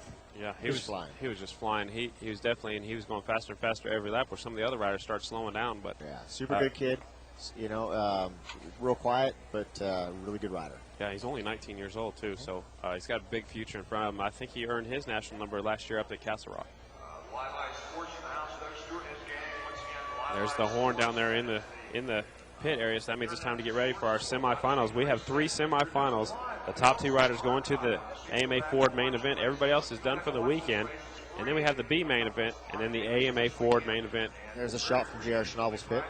Number 33 on the Suzuki, so they're making those changes. So, he got beat by Joe Kopp, so he's got to do something to, get a little bit more speed, a little bit better start, and try to win this thing. There's his teammate Jake Johnson over there trying to see what kind of changes that they're doing to the Schnabel machine, see what he needs to do to the number 1 bike. Put up the banner, keep him out.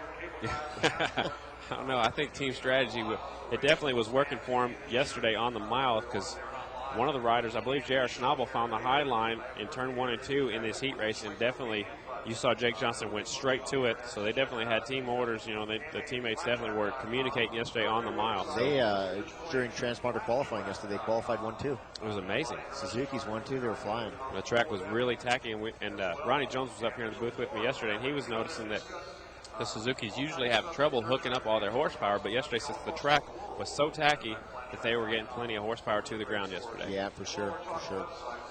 There's some of the riders down here in the staging area. Jimmy Wood, number 37, out of Redlands, California, sponsored by Dave Burks Motorsports and Suzuki. We got Brian Smith there getting ready, talking to his mechanic. He rides for Maroney's Honda in Tuckeraki. Also on the pole, Nick Cummings, number 22, from Mount Morris, Michigan, riding for Mac Daddy Racing and Pro Honda Oils. There he is, the number 22 rider. This guy's been road racing quite a bit. He loves the dirt track, so he keeps coming back to dirt. Oh, yeah, for sure. You ever try road racing? Yeah, I've done it before. We're in Daytona a couple times. How'd you like it? It was good. It's expensive, but lots of fun. Lots of fun? Yeah. You need deep pockets. Yeah. So that's why he came back dirt tracking, right? Oh, yeah, exactly. It's not as expensive. Anybody that thinks dirt tracking's super expensive, just go road racing for 1 weekend in Daytona. It'll change your mind. There you go. Sean Russell just pulling up into the staging area. Rider number 28. He'll be on the second row, but he's got the inside pick. So if the leaders all go drifting wide in turn number 1, he'll be right in there. Yeah, if you're going to be on the back row at all for any kind of start, inside's the best, because like you said, if somebody goes in there and kind of pokes a big hole and plows the riders wide, and you keep your wheels right on the hay bales, then you're going to come out smelling like roses. Like we were talking about earlier, he did have his hand guards on there to keep the roost off of his hands, so he can use those. Also, some of these guys at home might not know, but on a TT, you can actually run a front brake, a disc brake on the front, which is different than when we're on like the half miles or the miles. You can only run rear brakes. Yeah, and it's a huge advantage. Even if you could run a front brake on a short track, it's a huge advantage to the guys that know how to use it. Right. And you can see the people that don't really know how to use it effectively, but the guys that know how to use it, as soon as you bust your bike into the slide, you can pretty much clamp that brake on as hard as you want, because you're not going to hold the front tire underneath you and end up on your head. Yeah, until you let your wheels come back in line, and then that's called trail braking when you're leaning in like that. With a little too much brake, that's when you end up crashing. Right. Road racers use the front brake way more than the rear brake. Oh, yeah. There's certain guys out there that don't even like rear brake. You could take the rear brake pedal off, and they wouldn't know the difference. The only thing, they wouldn't pass inspection. All these bikes have gone through tech inspection. You can see them firing them up. Again, the starting lineup for semifinal race number 1. So this is it, do or die. That's top 2 or go home today, and then you'll head off to Tennessee next weekend to the brand new track at Bulls Gap, Tennessee. Yep, they'll trade in the little bikes and get back on their big bikes for the Twins Championship at Bulls Gap. That's right. Number 22, Nick Cummings on the pole. Beside him, number 27 on the Yamaha, Rob Bucks Pearson. Number 42 should be up next. Sorry, Steve. You see him setting that hot start, or that start assist. And you know what? We'll keep an eye on that and see if it works for him, see if he gets a good start. So I didn't see Brian Smith pulling out there, so he's oh, there he is. I see him now pulling up to the front line. Number 42. He's so short, that's why you didn't see him. A little bitty guy. He looks like a little jockey. He's setting his as well, so right. A bunch of these guys must think that they still need it, and it's still a fraction of their start. Also on the front row, 37, Jimmy Wood, 89, Pete Dustin Crow, number 24, Logan Myers. In the second row, 28, Sean Russell, 57A, Ken Yoder, 83K, Justin Voigt, number 40, Aaron King, who went down in his heat race. He's back up and back out here.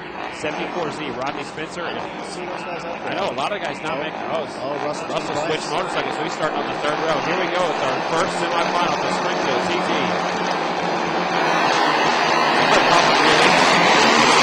Brian Smith stalls it off the start. Logan Myers getting the whole shot. Number 24. There's a shot at Brian Smith right there. That's not good. Off of turn number 1 and 2, up and over the jump. Number 22, Nick Cummings up front. Logan Myers in second spot. Bugs Pearson back there in third. Rider number 27. Nick Cummings but he just went in there and took Logan Myers right off the track. Now Bugs Pearson taking over the lead. So we got a great race going on here. Jimmy Wood, he smells blood too. He's like, I want a piece of this win. Jimmy Wood taking over, number 37. Buck Pearson, 27 seconds. Logan Myers, number 24 and 30. Here comes Nick Cummings going way wide. Nick Cummings, he ran off the track. Completely off of turns 1 and 2, so Nick Cummings trying a little bit too hard. Up and over the jump it goes. 37, Jimmy Wood on the yellow Suzuki. 27 is Bucks Pearson on the blue Yamaha trying to take over. Here comes 24, Logan Myers. Can't count him out yet. Top 2 riders going to the big dance. Everybody else going to the truck. Jimmy Wood out front on the yellow bike. Bucks Pearson number 27 in second. Here comes Logan Myers on the 24. Battle for second going into turn number 1. Here they come. Logan Myers knows he needs that second spot, so he's going to be pushing deep too. Oh, here we go. Here they come side by side going up to the jump. Logan Myers number 24 on the Honda. Makes the pass on the jump and really gets stuck here. Bucks Pearson taking the inside line away from Logan Myers. They're handlebar to handlebar now. Bucks Pearson in second. Jimmy Wood out front on the Suzuki trying to get away from these guys. Sean Russell right at the back of that pack. Changing that motorcycle must have made a change because he's definitely going forward, but he's got too many guys in front of him. Get the top 2 going to the main event. Everybody else is done. Jimmy Wood out front, number 37. Bucks Pearson holding out second, but he's got all kinds of company coming. Here comes Dustin Crow now joining the battle up there for third. Oh, yeah. And Aaron King's back there, number 40, also in there. So there's Bucks Pearson, 27. Logan Myers, 24. Got a great race going on here. Nobody's. Here comes Dustin Crow, number 89P. Oh, he makes a mistake, but he was coming in on the inside of Logan Myers. That's that little bump we were talking about. You either do that, you got the chance of making that mistake. Here's the halfway flag out front for Jimmy Wood, ride number 37, doing it for Dave Burks Motorsports and Suzuki. Bucks Pearson on the Yamaha in second. Logan Myers in third. Top 2 going to the big show. Everybody else is going to their truck. Smith must have never got that thing restarted. He must just take it back in the pits. All right, so back out front, Jimmy Wood holding it down, number 37. Bucks Pearson in second. We got a battle heating up a little bit for third. There's Bucks Pearson, number 27 on the Yamaha.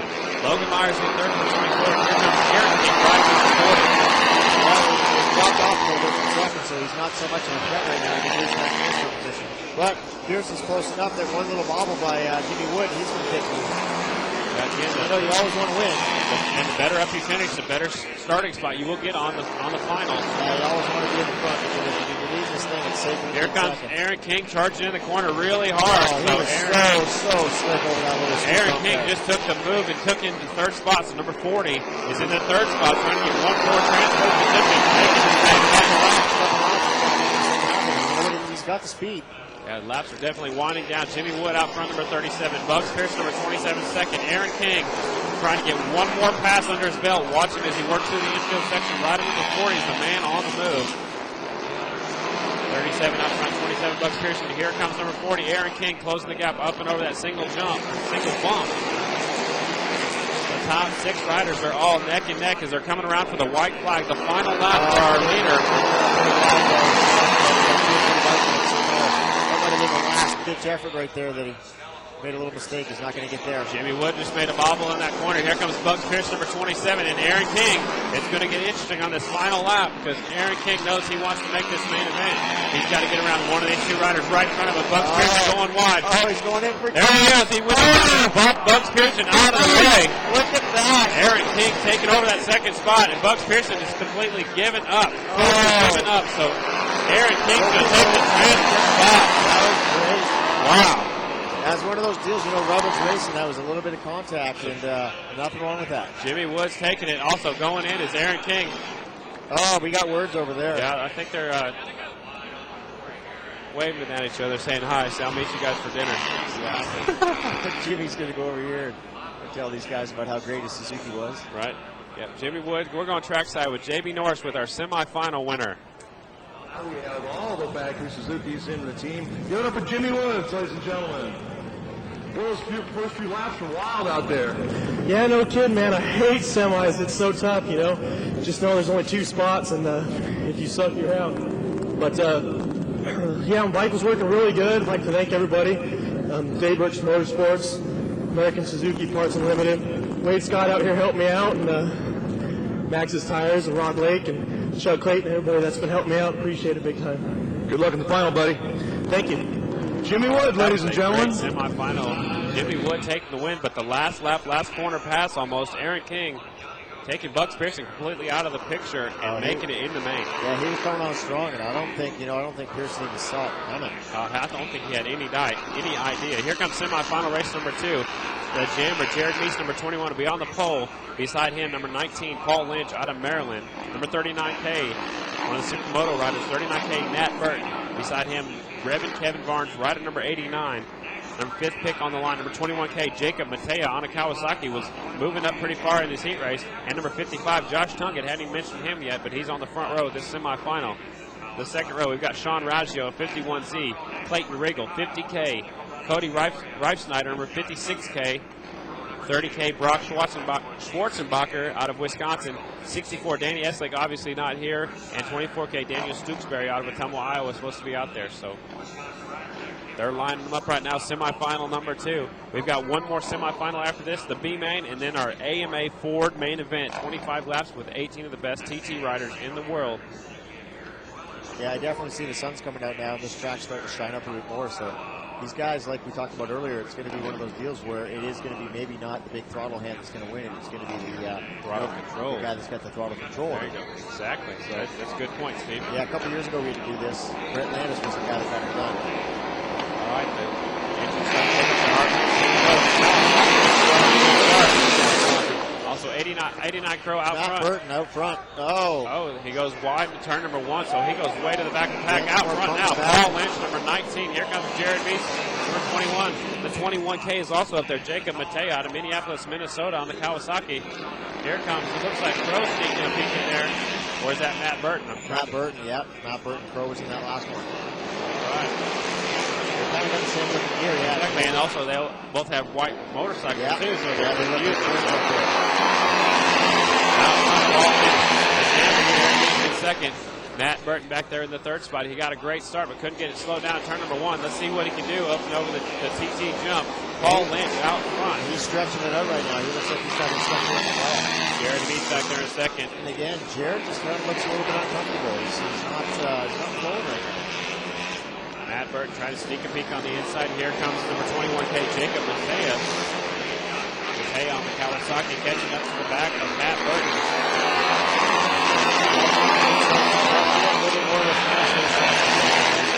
It's a little bit smoother to go fast. You know, almost that old saying, a little bit slower to go faster. Out front, Paul Lynch stretching out. There's a look at second spot, number 21. Jared Meese, third spot. That'll definitely heat up. Here comes Matea, number 21K, trying to go around the outside of Matt Burton. Now he's on the inside going to this corner, so. Yeah, it's kind of hurting Matt Burton because he's having to ride somewhat defensively right now. Instead of offensively right.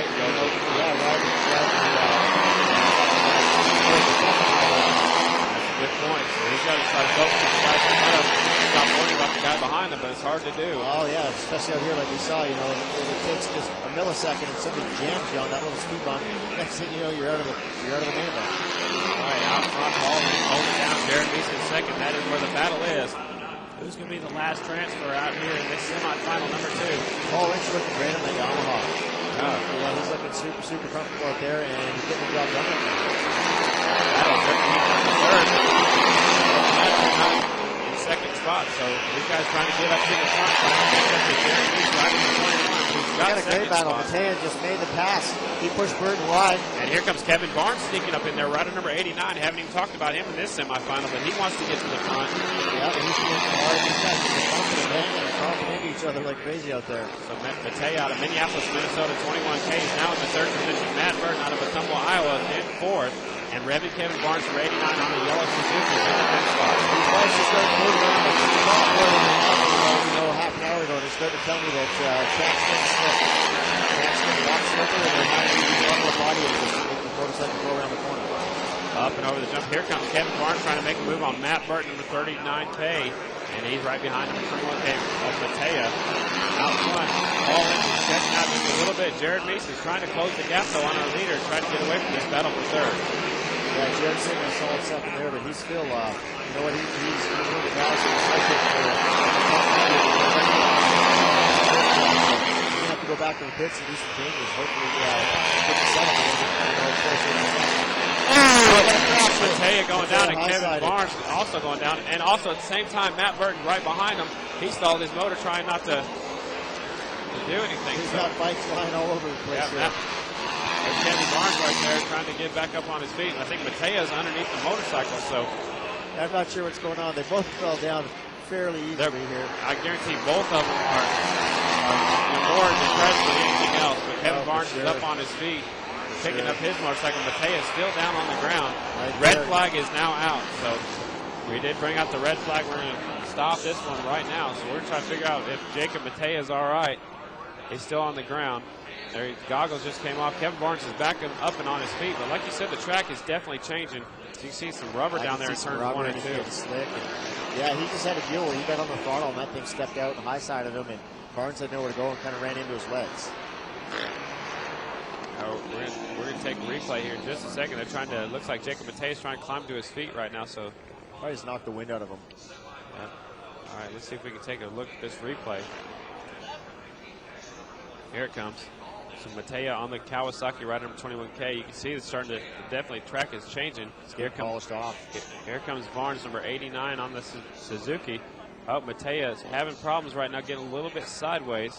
Yep, just getting way sideways, and he just high-sided all by himself, and then Kevin Barnes had nowhere to go. So Matea went down a lot harder than I thought he did. Yeah, the high sides, you know, they 10, 15 miles an hour, they don't look like much, but Kevin, you whack the ground hard, rings the bell. And Kevin Barnes still standing up. So far, it hasn't fallen over yet, but he's getting ready to tip over. I think he just lost his footing right there. And he goes to the ground. So they just fired up both of the motorcycles, and you can see the fire on the track. They're trying to burn off the gasoline as Jacob Matea looks like he's going to take a ride back to the pit area in the track crews. I'm not sure how many laps we had in this one here, but I'm not sure. It's supposed to be an 8-lap semifinal, I believe, and the top 2 riders going to the main event. So we'll see if they're going to. Yeah, in a situation like this, if it's been 6 laps, they might call it a race here. I hear JB Norris. I believe he just said they are going to call it a race. So that's going to mean that Paul Lynch is going to go and Jared Meese will be the transfers. But make sure that is official. You see the rest of the guys back there doing some work, trying to get their bikes ready, see if they can catch up these top 2. Yeah, if they did restart, it would just be a short sprint for about 3 laps, and I pretty much can't see them doing that, I don't think. I just heard there's 6 laps. Oh, they are? Single file restart with 3 laps to go. There's that 3-lap sprint I just spoke about. So let's see if this is going to hurt either Paul Lynch or Jared Meese right now. They definitely were way out front. And 3rd, 4th, and 5th just went down on the ground. So this is a great break for some of these other riders that are a little bit further back. These guys are disputing it right now because you know what? It can go real bad for you at this point. I've been in this situation when you've got a position, you're in the final, and it was all pretty much set in stone, and something drastic happens in the first turn, and you find yourself in the truck. All right, you can see Paul Lynch, Jared Meese saying they already crossed the finish line before the red flag came out. They're trying to plead their case and try to make it into this main event and not have to restart this race. But wait, if they change it though, then you'll see the entire rest of the pack saying, "Oh, it wasn't we weren't past halfway." So yeah, it's a great discussion. You can hear some of the motorcycles are back there firing up. So we'll see what they're going to do in this second semifinal race. Oh, they're calling it a race. They're calling it a race. All right, so Paul Lynch taking the win. Let's go to JB Norris.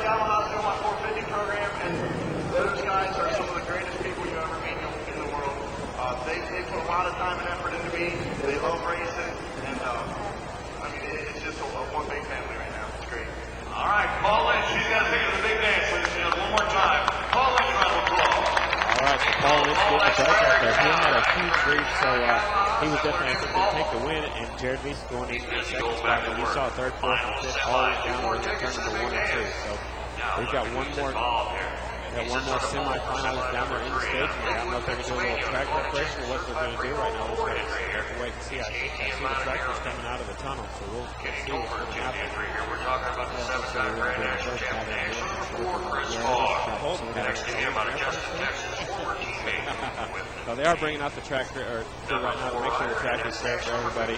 We've got a semifinal up next. It's going to be a good one too. I think we're going to rewind and take one more look at the replay of the track. It's going to be coming at you just a second. So see if we can get another slow motion 21K over 21K on the green Kawasaki, who is in third spot. There comes Kevin Barnes in the yellow Suzuki riding number 89. You can see Matt Burton going a little bit wide right there. So we lose Burton, which I believe he just stalled his bike. Yeah, you know what? He had a little help from there. As we saw it again. He wasn't quite down.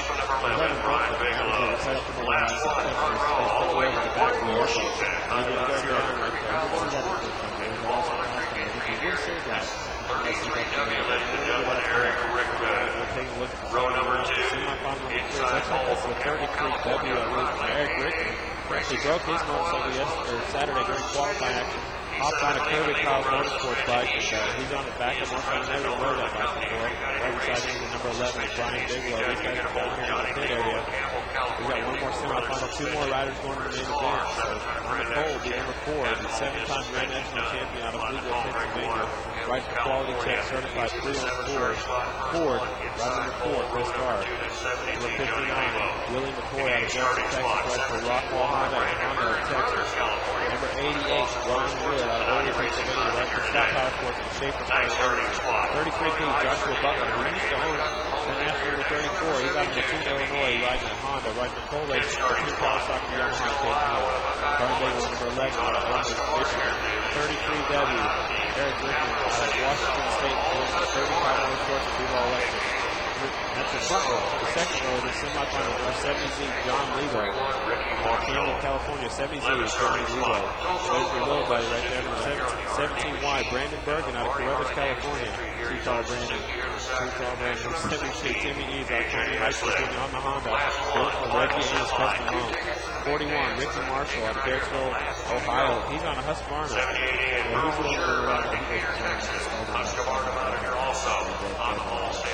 Beside Ricky Marshall, number 16 out of Tulsa, Oklahoma, is AJS, a joint for R&D Machine KK, and the Barty Harley Davidson. And rounding out the field, number 78, and also on Husqvarna, out of Decatur, Texas, Merle Sherb out of the Sherb Racing family. There's 4 Sherb brothers, and all 4 of them racing, and also their dad racing. And he was a previous 883 national champion Scott Sherb. He was number 78, and on the look, well, he got excellent. So Merle kept the 78, but he's got the letter N.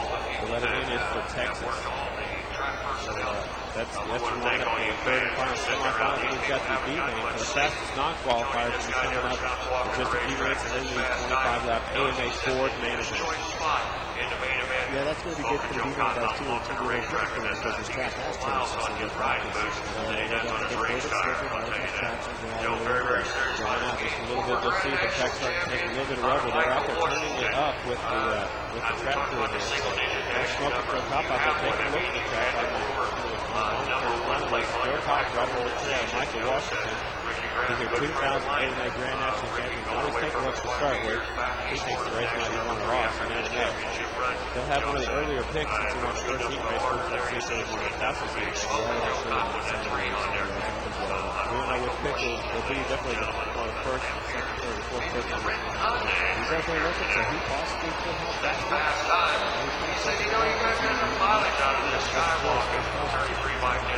Also working right there in the middle, so I don't know if he had first choice if he picked the middle either. So you never know.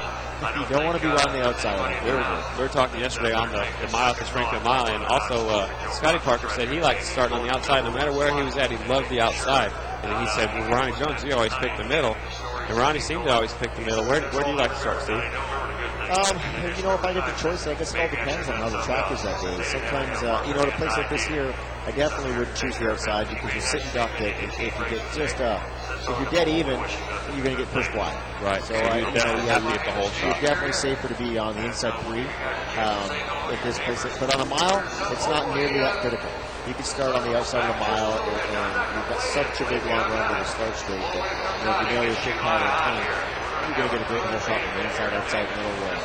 But not nearly as critical as a short block and speed. Plus, you've got 25 miles to catch up, so a start maybe not as critical as it is here today at the Springfield TT. We've seen all kinds of guys come from the back row, sometimes even, have a crash at Springfield Mile, and they have to start on the 4th row, have a restart, and still come charge right back up to the field. So, semifinal number 3 is in the staging area. Then we've got the B main.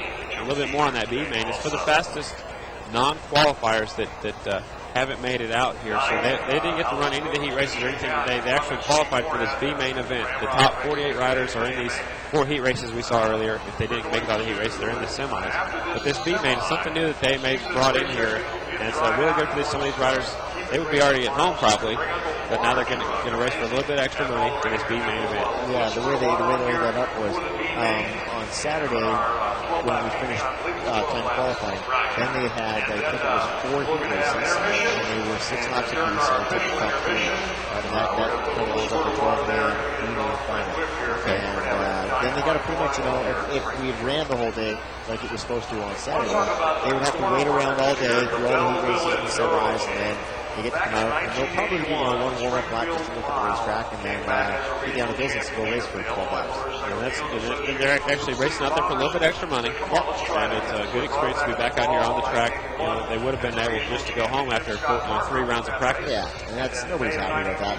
Doing all the driving to get here, and everybody likes to do extra laps and make that. If you're not fortunate enough to make that 48-man cut, then if you can make the B-man, you're pretty happy too. Have you ever came here and not made the 48-man? I did. It was an exact situation like it is today here, where on Saturday I was one of the top 5 fastest in qualifying, and we'd actually qualified, and I qualified for the night program with guys, and then a monsoon hit, identical to the night where the floodgates just took through the pitch and so they had to cancel out on Saturday. We ran the mile on Sunday. We came back here on Monday, but the sun was out. It was dry. I got a terrible starting spot. We was prior to qualifying, and we had scratch heats, and I just had a terrible starting spot from a scratch heat, and I could not get into the 48 water field. And I was in the truck, no matter than what. Yeah. It's very tough. The best riders in the world we start with 87 bikes. Of course, top 48 riders are racing today in the MSB main event. So it's a great deal that the AMA's put in place. Yeah, that's great. And my hat's off again here today as well as the IMBA and the AMA and everything. Again, I woke up in the middle of the night here, and it was raining again. It was raining pretty solid. And I thought to myself, well, here's another one. It's not going to get down. And even this morning, I come down here and it looked pretty soupy. And these guys have worked so hard. They've got all the proper equipment, to prep these racetracks. And they're the model. These guys here, the IMBA and the Springfield Mile and the Springfield TT and Sport Track, they are the model promoters as far as how you do things right. Exactly. Then, those, and also the IMBA is involved with the Peoria TT. Those guys do a great job up there at the Peoria Motorcycle Club, too. Again, long-time club, and they've been doing it for so long, and any problem that kind of jumps in their face, they've got all the stuff there to fight those problems. So there's anything that might slow them up or have a glitch in the day, and they can fix it. All right, I hear the motorcycles firing up down there in the holding area, so we should be getting ready for our third and final semifinal, the last 2 transfers that will be going to the main event. Everybody else is putting their bikes in the vans and heading off to Tennessee next week, and there's a good look at the 7-time Grand National Champion, Chris Carter, 4, putting his goggles on. 59, William McCoy. 88, Ron Wood. 33, P, Josh Butler. 11, Brian Bigelow. 33W, Eric Richter. So back right here, we've got 17, John Reno. We've got Brandon Bird, 17, Wild. 72, Tim Leeds. Ricky Martin, 23. We've got AKS, number 16.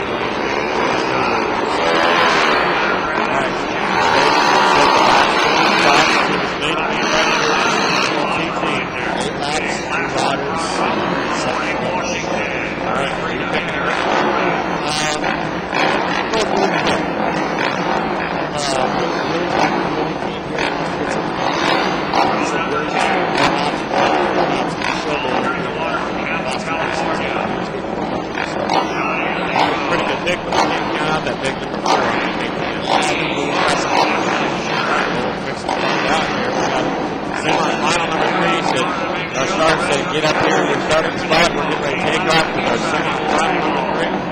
Chris Carter, William McCoy, Ron Wood in the team, Josh Butler in the team, Brian Bigelow.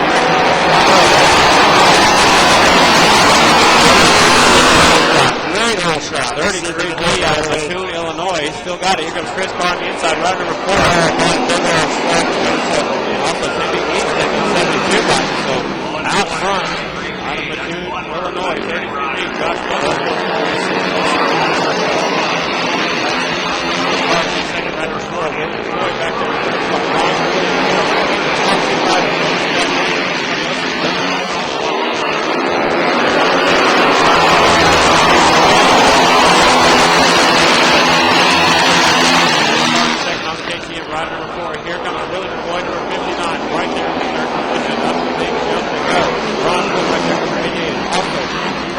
the bikes really well. They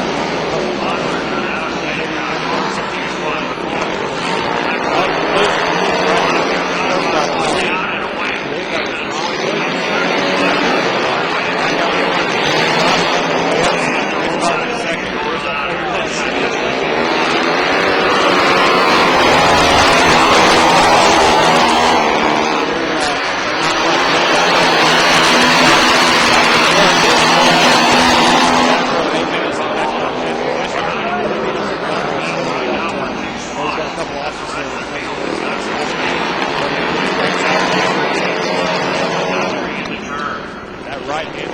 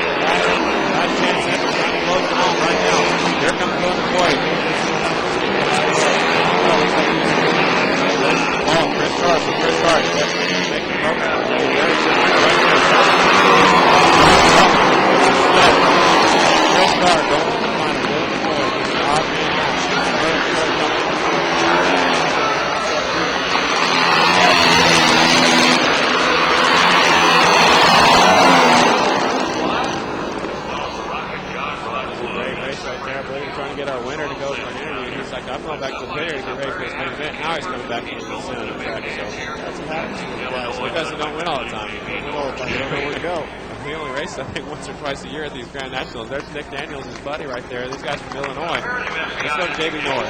That's his pit guy. They pit for each other. Couple of Mansoon boys down here. Nick Daniels and our winner of that one, Josh Butler, ladies and gentlemen.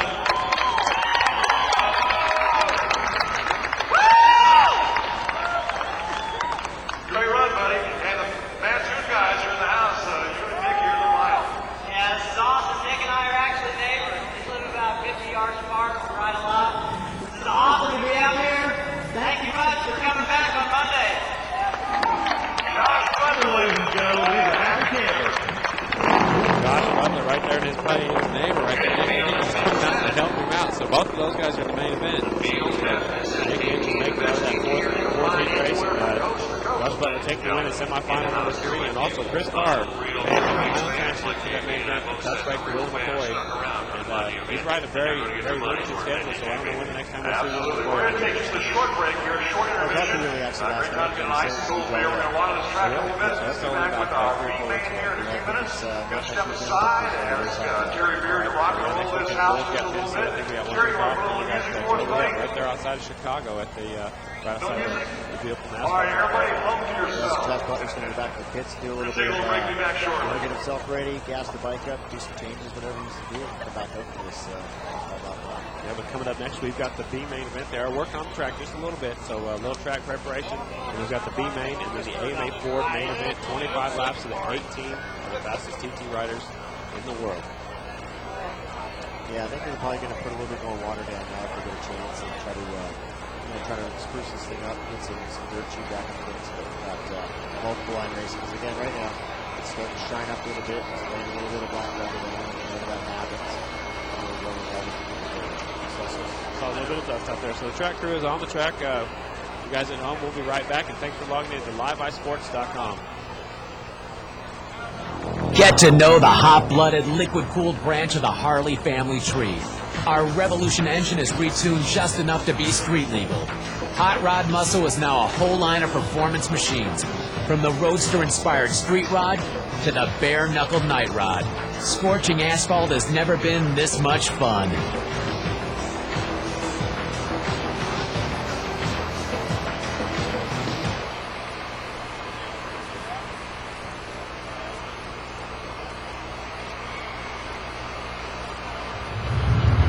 It didn't come gentle into the world.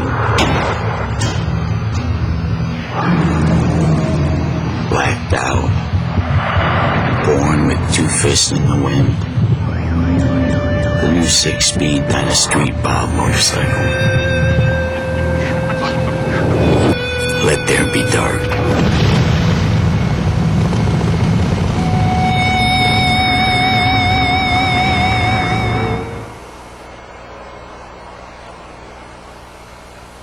Now, with great power comes great comfort. Introducing the Sportster 1200 Low by Harley-Davidson. Boasting a big gut with its black and chrome 1200cc engine and a low butt with a seat height just over 26 inches from the ground. It's a long, low custom street bike straight from the factory. The Sportster 1200 Low, only at your Harley-Davidson dealer.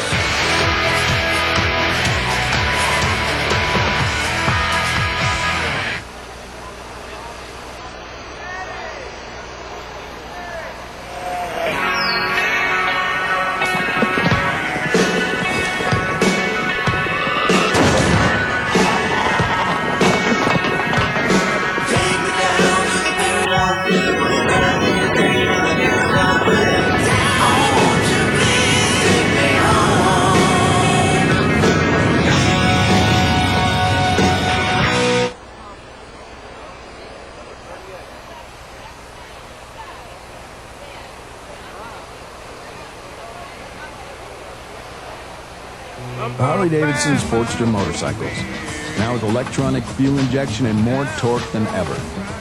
Celebrating 50 years of mile-munching performance. Starting at just $65.95, they're the fastest route to living your Harley-Davidson dream. The 2007 Harley-Davidson motorcycles, pure devotion to something bigger.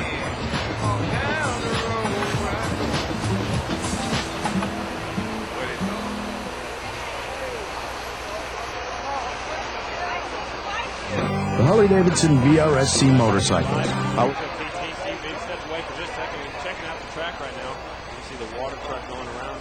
Maybe some last second track preparation for our B main to be coming up here in just a few minutes. The B main again for the fastest non-qualifiers. We just heard the horn down there in the pit area. B main event should be coming up here to the staging area.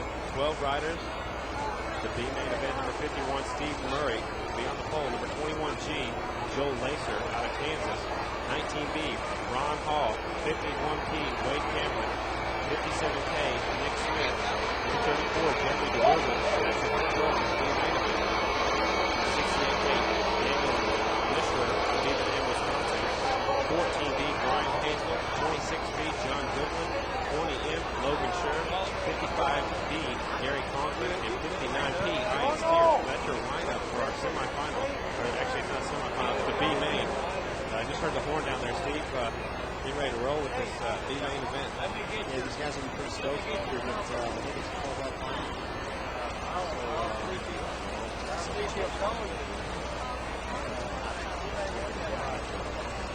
B-main to staging, please. B-main to staging. B-main to staging. Bring them up, gentlemen. A-main, 18 of the best TT riders are coming up in just a few minutes. Joe's out there checking out the line. That's right. Joe's got fast heat race wins, and he's the guy on pole. Second is Henry Wiles, number 17. Third fastest would have been Jake Johnson, number 1.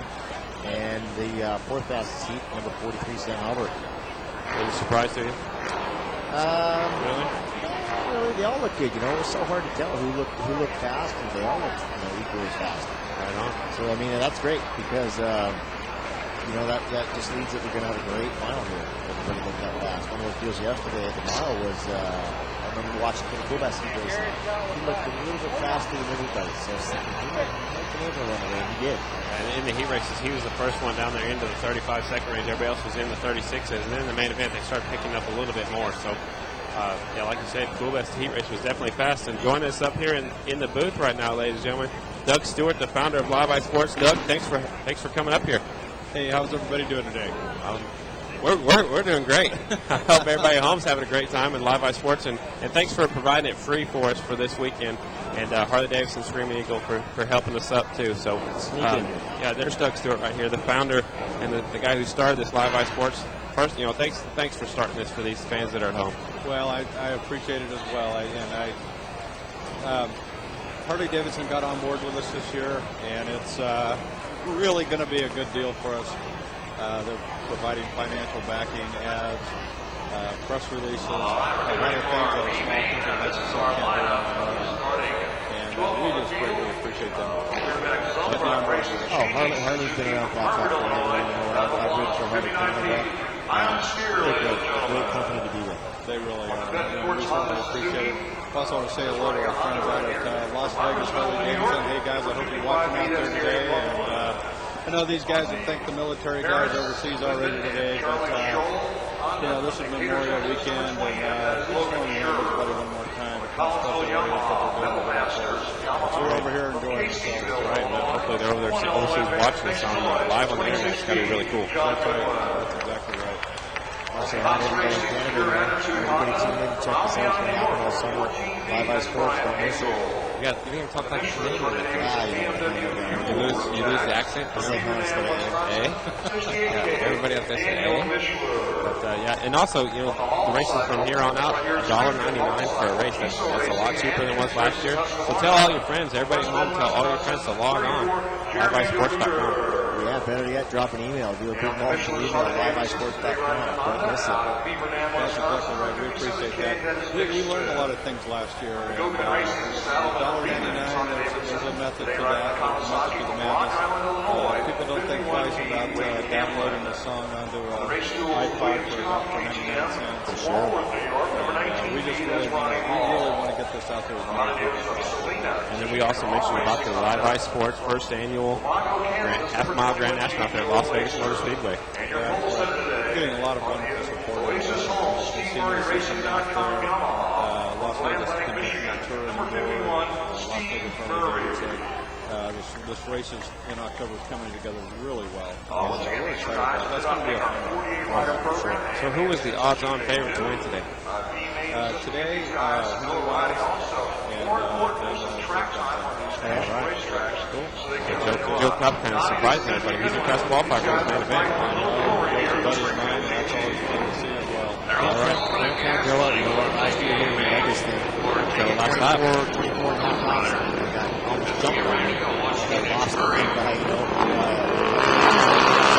All right, here comes the starter. The riders are coming out onto the track right now for our B-main event. Steve Murray, number 51, right here on the pole.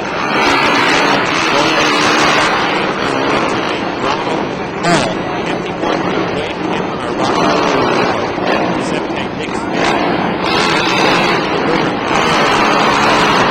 Also, second row in 68 Once again, Murray.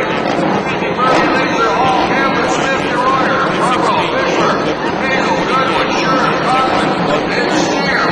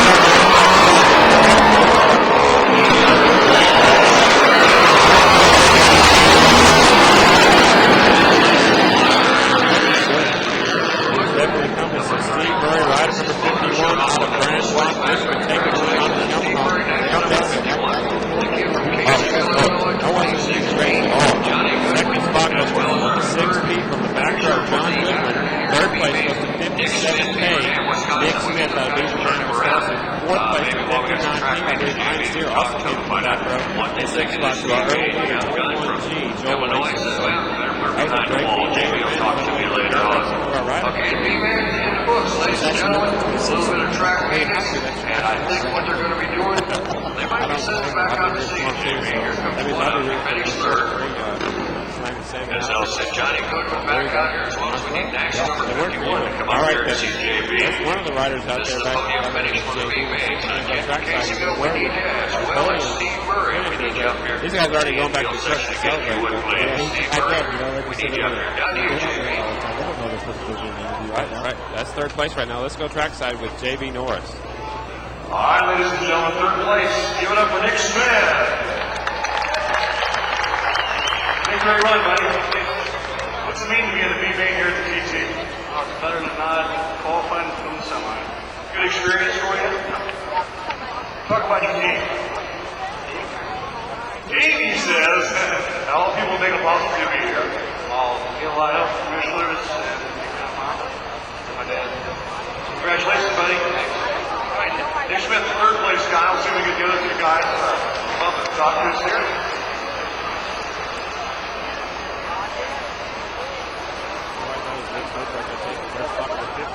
Had a great run.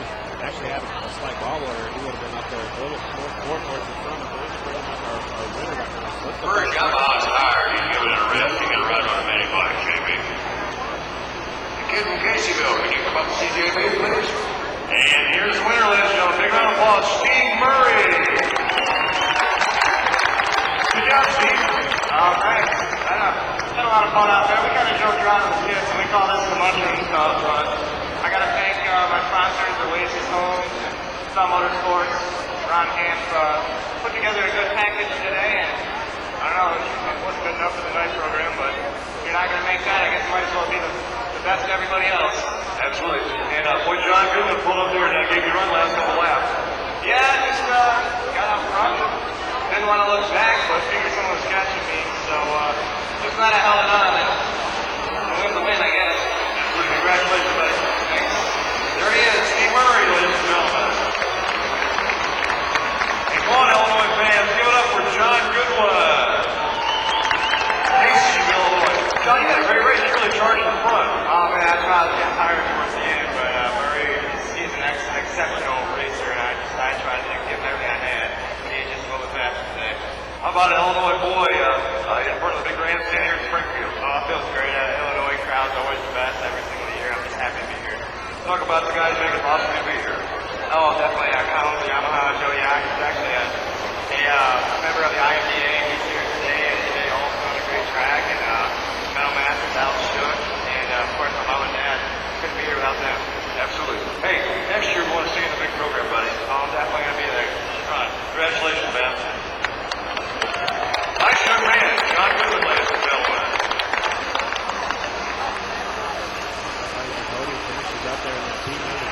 This guy's made a little bit extra money. Steve Murray will go to great race. All right, this is our official intermission. Down here in the infield, the charcoal grill, the smell of burning beef on the market is what happened down here. If you haven't had a Jurassic pork chop or ribeye, I always have a hard time figuring out which one I really like the best out of getting both, the ribeye and the pork chop. Jurassic guys do an outstanding job. And boy, it's tough this weekend on the rain-out scenario, staffing on Monday. I appreciate all the people out here that come to help put on this IPA race, all the volunteers, the staff, the dealers, everyone is doing a great job here. Yesterday, after the final that Jake Johnson, excuse me, the wrong number one, Kenny Kuba spanked the field yesterday, almost a straightaway. In AMA Tech, his motorcycle was found to be 6 pounds too light. 6 pounds too light. So the results are unofficial from yesterday. His motorcycle has been impounded at the factory Harley-Davidson. And it's being taken by Steve Moorhead and going to be certified. They're going to check the weight to make sure that it is 6 pounds too light. Of course, all the riders and everyone there hope that that's not the case, because he sure had a great ride yesterday. But AMA rules are AMA rules. You can't be a little bit pregnant.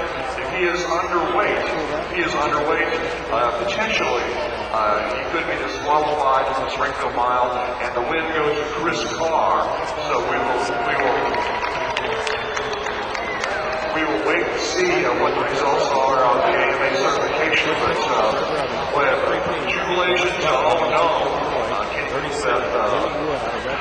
A tough day off the racetrack yesterday. So that's the update on the situation. We'll find out in a few days what the results are on the AMA certification. I was the AMA dirt track manager in the 80s, and Syracuse, New York, Bubba Schilbert came up a half a pound too light, and I had the AMA dirt track manager disqualified Bubba for that. So there is some history with the weight rule, and the weight rule was established for a couple of reasons. One, safety.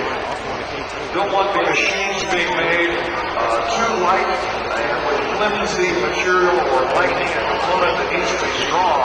And also it's cost containment. There's titanium and unobtainium, beryllium, very expensive metals that you can use to lighten your machine, and it just costs the racers a bunch of money. If somebody does it, the next guy has to do it. So the minimum weight rule was established in the twins class in 1988, and served that class well to keep the cost of racing in line, and also for safety. So they did a great job with that scenario.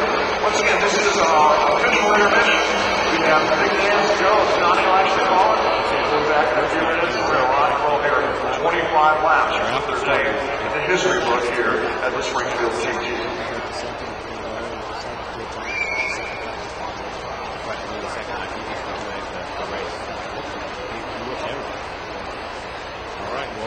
Ladies and gentlemen, you guys at home, thanks for logging into Live by Sports. We're just a few moments away from the start of the How many of you have the grandstander outside the state of Illinois? Put your hands together if you're coming from outside the state of Illinois. Davidson Sportster motorcycle.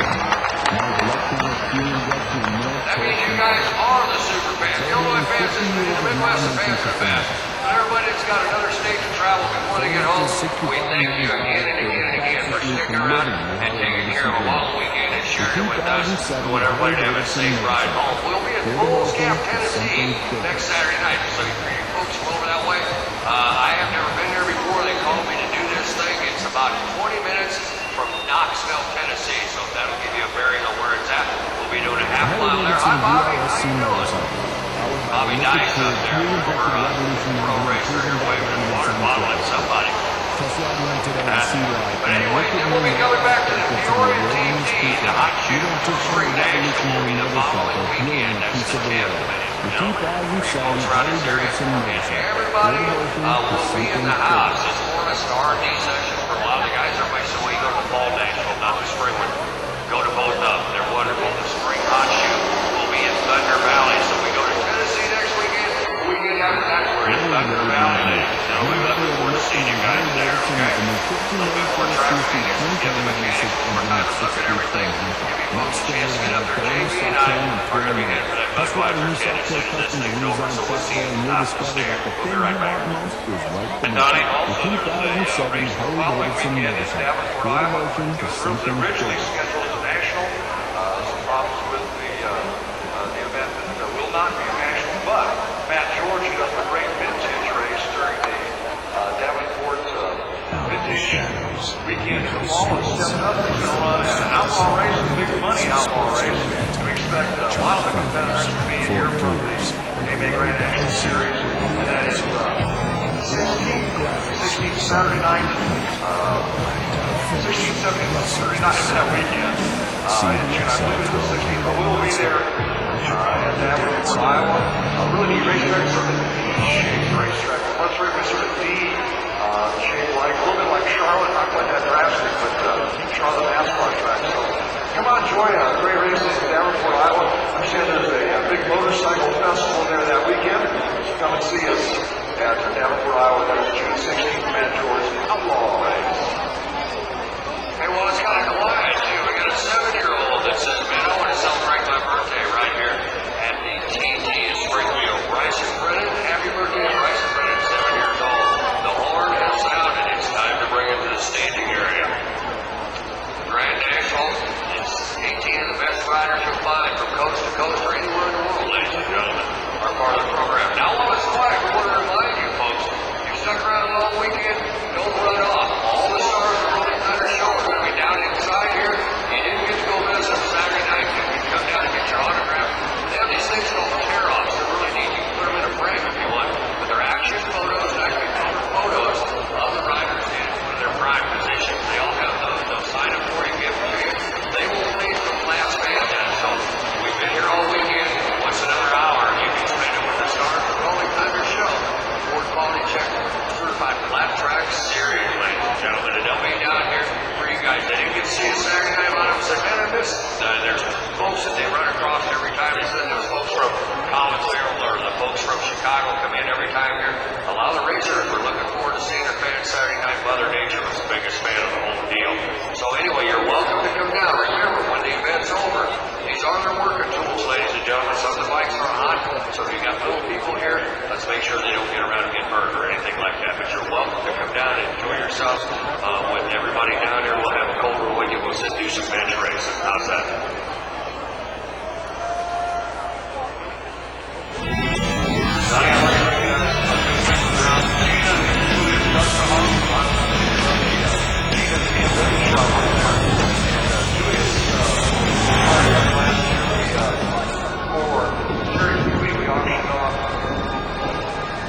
Auction off the Scott Parker Trophy. The trophy that Scotty won his last national here in Springfield, Illinois. And I want to thank Marv for stepping up and brought big money, $4,000. And Julius was selected by Scott Parker that day when he won his last national. Out of the crowd to come down to lap around the motorcycle, back of the bike, and also Scott Parker gave him his trophy.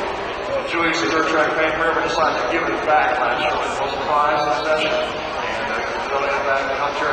So, Gene and Julius, thank you for coming tonight. Great people and great dirt track fans.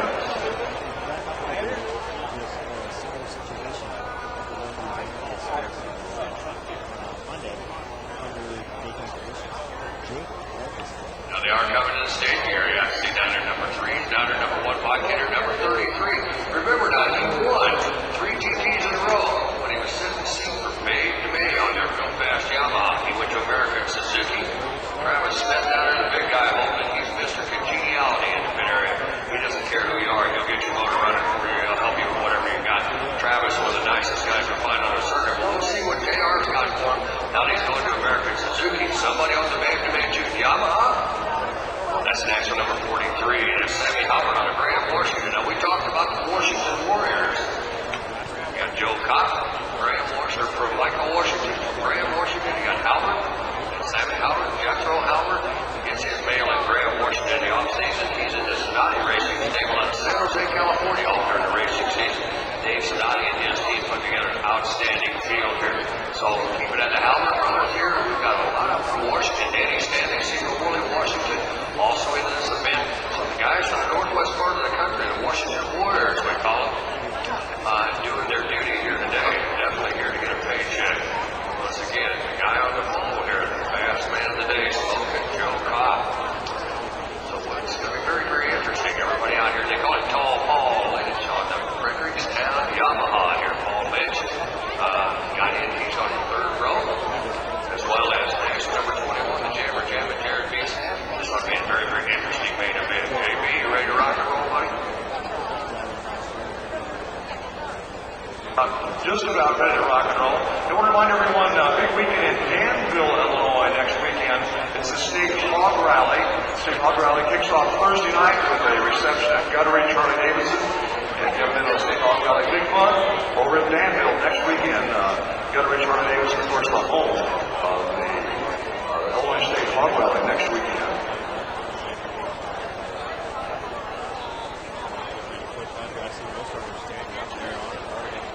Do we have any hogs in the house? Any hog members here? Thanks for following me, Hey, JB, also, Jesse Dawson is a highway patrolman from far, far away from here.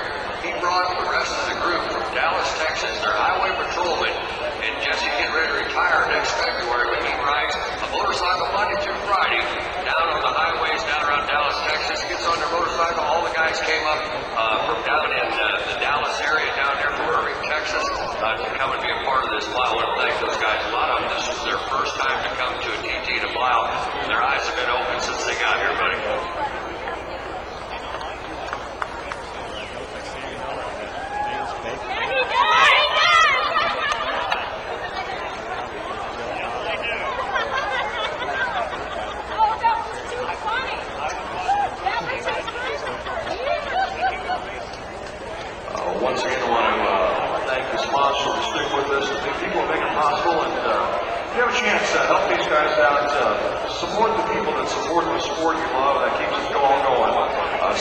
track.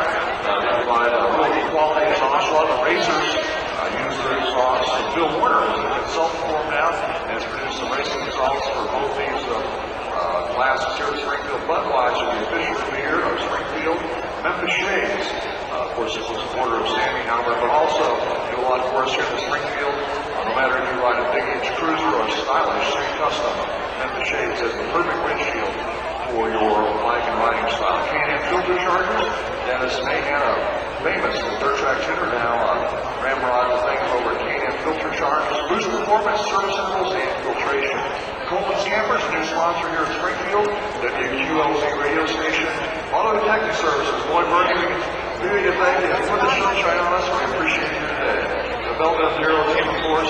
Springfield Milers, the Belleville Gear Fence, and everyone in Belleville Gear Fence at the Springfield Mile. Leroy and his crew do a great job of helping out pistol racing, cycle news, and everyone here that helps put this race on. Ladies and gentlemen, let's give all the volunteers, the Illinois Motorcycle Dealers Association, and everyone that's stuck around here and put this race on today, let's give them a giant round of applause.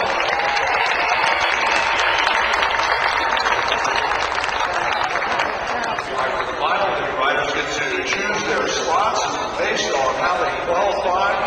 Everyone else going up next to choose where he wants to be. Joe Kopp has his place dialed in. He's of course checks it out. All right, here we go. Here's the lineup. We're going to start at the back of the field and your lineup for our National TT final. Starting 18th on the saddle of American Honda Montgomery Cycle Honda, Cleveland, Michigan, number 21, the Jammer. Give it up, ladies and gentlemen, for Jared B. KTM USA Ford Racing Corbin Seats KTM from Dysart, Iowa, son of the famous racer Rich King. Number 40, Aaron King. On the Quality Check Certified Pre-Owned Ford KTM, Fleetwood, Pennsylvania, the winningest rider in the history of AMA-TT Nationals, 7-time national champion. Number 4, Chris Carr. Frederick Yamaha, Arctic Circle, a sponsor. From Parkland, Maryland, number 19, did a great race here through the semi. Paul Lynch, ladies and gentlemen. On the Dave Burks Motorsports Suzuki, out of Redlands, California, also a semi-final winner, number 37, Jimmy Woods. On a co-racing, Matthew Kawasaki, Yamaha KTM, part of the Mattoon boys in the final here. Come on, Illinois fans. Let's give a big round of applause for 33P, Josh Butler.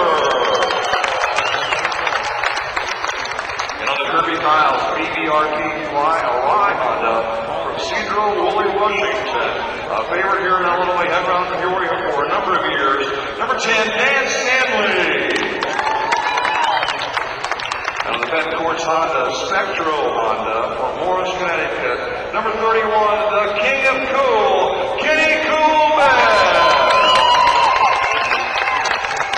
On the Whittier Racing, WKR, Jardine Exhaust Honda.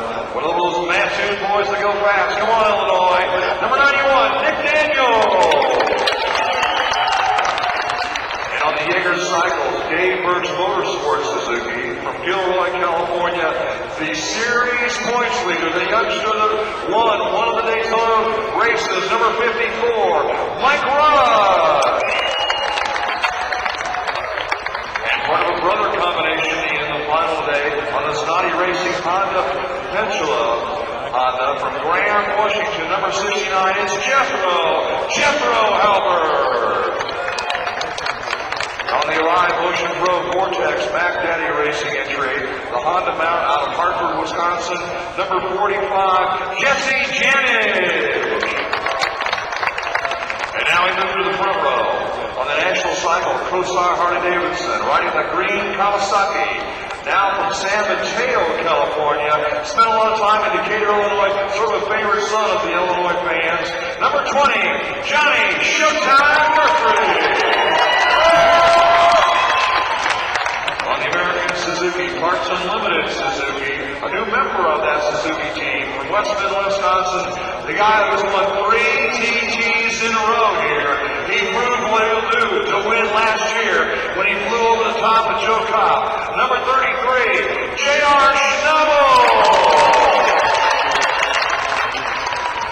And on the Memphis Gauge Yamaha Parts Unlimited entry, they ride the Yamaha from Graham, Washington. He's one of those Washington guys that grew up in Castle Rock, a real TT-er, number 43, the other brother, Sammy Halbert. And on the American Suzuki Parts Unlimited Suzuki from Franklin, New Jersey. He's got so close to winning this race. He's due for a win right here. He's going to go for it. Number 1, last year's singles champion, Jersey, Jake Johnson. And on the Overbar Yamaha, Troy Lee Designs Yamaha, out of Blanchard, Michigan. He has 3 victories in a row at Peoria. Number 17, Cameron Henry Hank-Wild. And your pole sitter, the fast qualifier here today, another great TT rider out of the Northwest, a former national champion. On the Lanfear's Beaverton, Renton Honda, out of Micah, Washington. Give it up for Smokin' Joe Cobb. Johnny, this is going to be a good one, buddy. You bet. For all the fans that stuck around, you said we want to see him PTing out here. JR joined. He did the right thing. The sun's been out. You waited for the rain. You stuck around after for a short program there on the mile. It was outstanding. These guys got to work with 25 laps. The best riders in the world. They made 4 things down in the end of this race number 3 of the 2007 season. Was always starting down there. He's got a better than anybody else. But 25 laps is a long time. One of the things you have to do is switch back where they go back to the left-hander.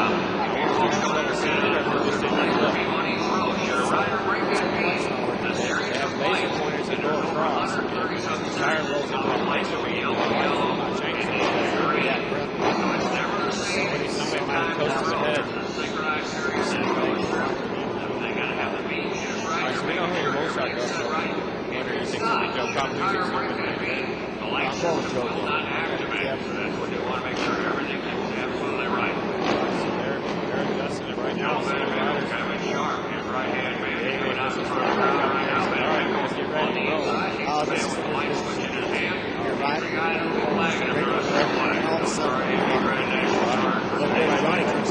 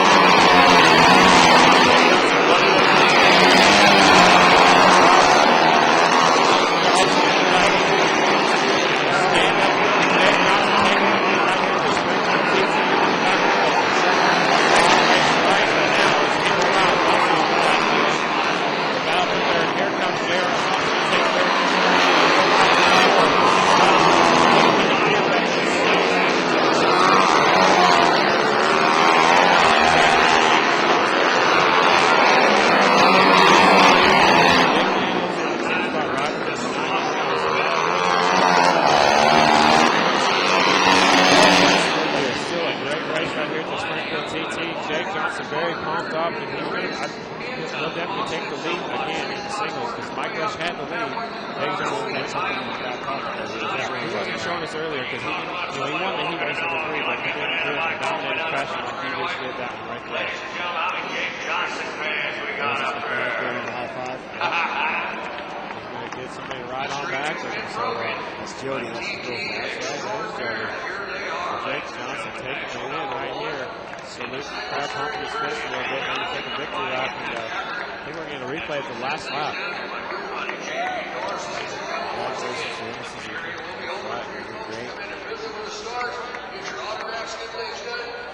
Replay right here. This is the last lap. Jake Johnson, rider number 1, who dominated the main event as he works his way around the turn. Heading up down to the dirt track. Normally turns 3 and 4 on the dirt track. He's going to take it nice and easy. Knows he's got a huge lead. Taking with those shoulders and a stand up wheelie. Kind of road race style. Supercross guys are now doing that too. But Jake Johnson checking out that wheelie down the back straightaway. He's saluting the crowd with his girlfriend, carrying that checkered flag through the infield. We're going to go trackside in just a minute with J.B. Norris in our podium finishers. There is Jake Johnson, your winner. Yeah, it was a tough race. One of my biggest fears is always this thing raining out and having to run during the day, and it got slick, and my wrist just wasn't working up my brain. I see those guys going away, and I started hitting the throttle harder, and they just pulled away faster. Great race for Jake, my teammate, and good race for the American Suzuki team. Suzuki Parts Unlimited, Dave Burke Motorsports. We had a great run. Got named by mechanic Travis Smith, and we pulled off the podium out of this. There he is, New Jersey, Jake Johnson.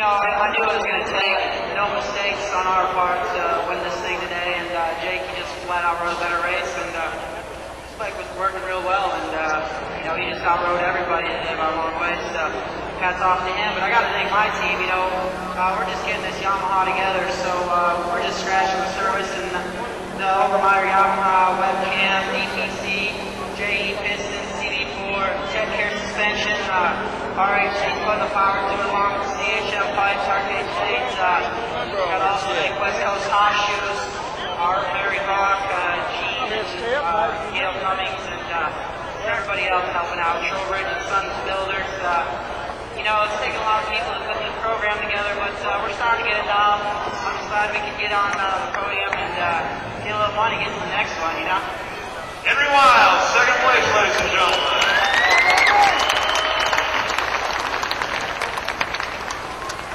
And the man of the hour, his first TT win here at Springfield, Jersey, Jake Johnson. Here's smoke, buddy. Yeah, I can't believe it. I knew when it rained out Saturday, we came in, we were going to come back here on Monday of the day. I was just having nightmares about Brett Landis passing on the last lap. Pretty much having the same nightmare was the whole main event. Got a good start, got the whole shot. I knew if I could do that, I wouldn't, have to mess with anybody, go out ride my own lines, and just try to ride a smooth race. Went out and did it. Didn't feel like I was going very fast, but that's the way the track was. I think the slower you went, the faster you were going. So looked like you're going pretty fast. That right hand early in the race, you just about busting your butt. Yeah. Once I seen I had a little bit of breathing room, I started taking it a little bit easy in the right-hander because it's pretty easy to tip over in the right-hander. We're more used to going right or going left, and right-hander can come up and bite you a couple times. Your second national win this year in the singles class, and now you again are the points leader, Jake. Yeah, that's great. It's great just to be able to win more than one race in a year. My last 6 years, I was only able to, or last 5, I was only able to win one race a year, and got our second in. So hopefully there's more to come. Absolutely. All right, let's get this podium party started, gentlemen. Make your way to the podium. We got some ice cold Budweiser to spray here.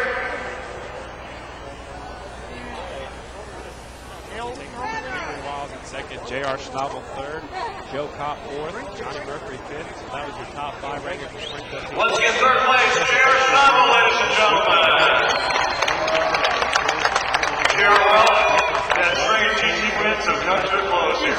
Yeah, it's not enough for the other ones to mark on their back when we come here. No, it was fun. It's just a great race. I always love coming to the IMBA races. The tracks are so good. All the things we had go wrong, we can still have two great shows. Got to thank the IMBA, the AMA, the Ford program for sponsoring us. Got to really thank my team, American Suzuki Parts Unlimited, Dave Burton Motorsports, my Cooler Traffic. My guys worked so hard in the shop, and it shows out during the track. We've been up front every single race we've had. That's a tough team.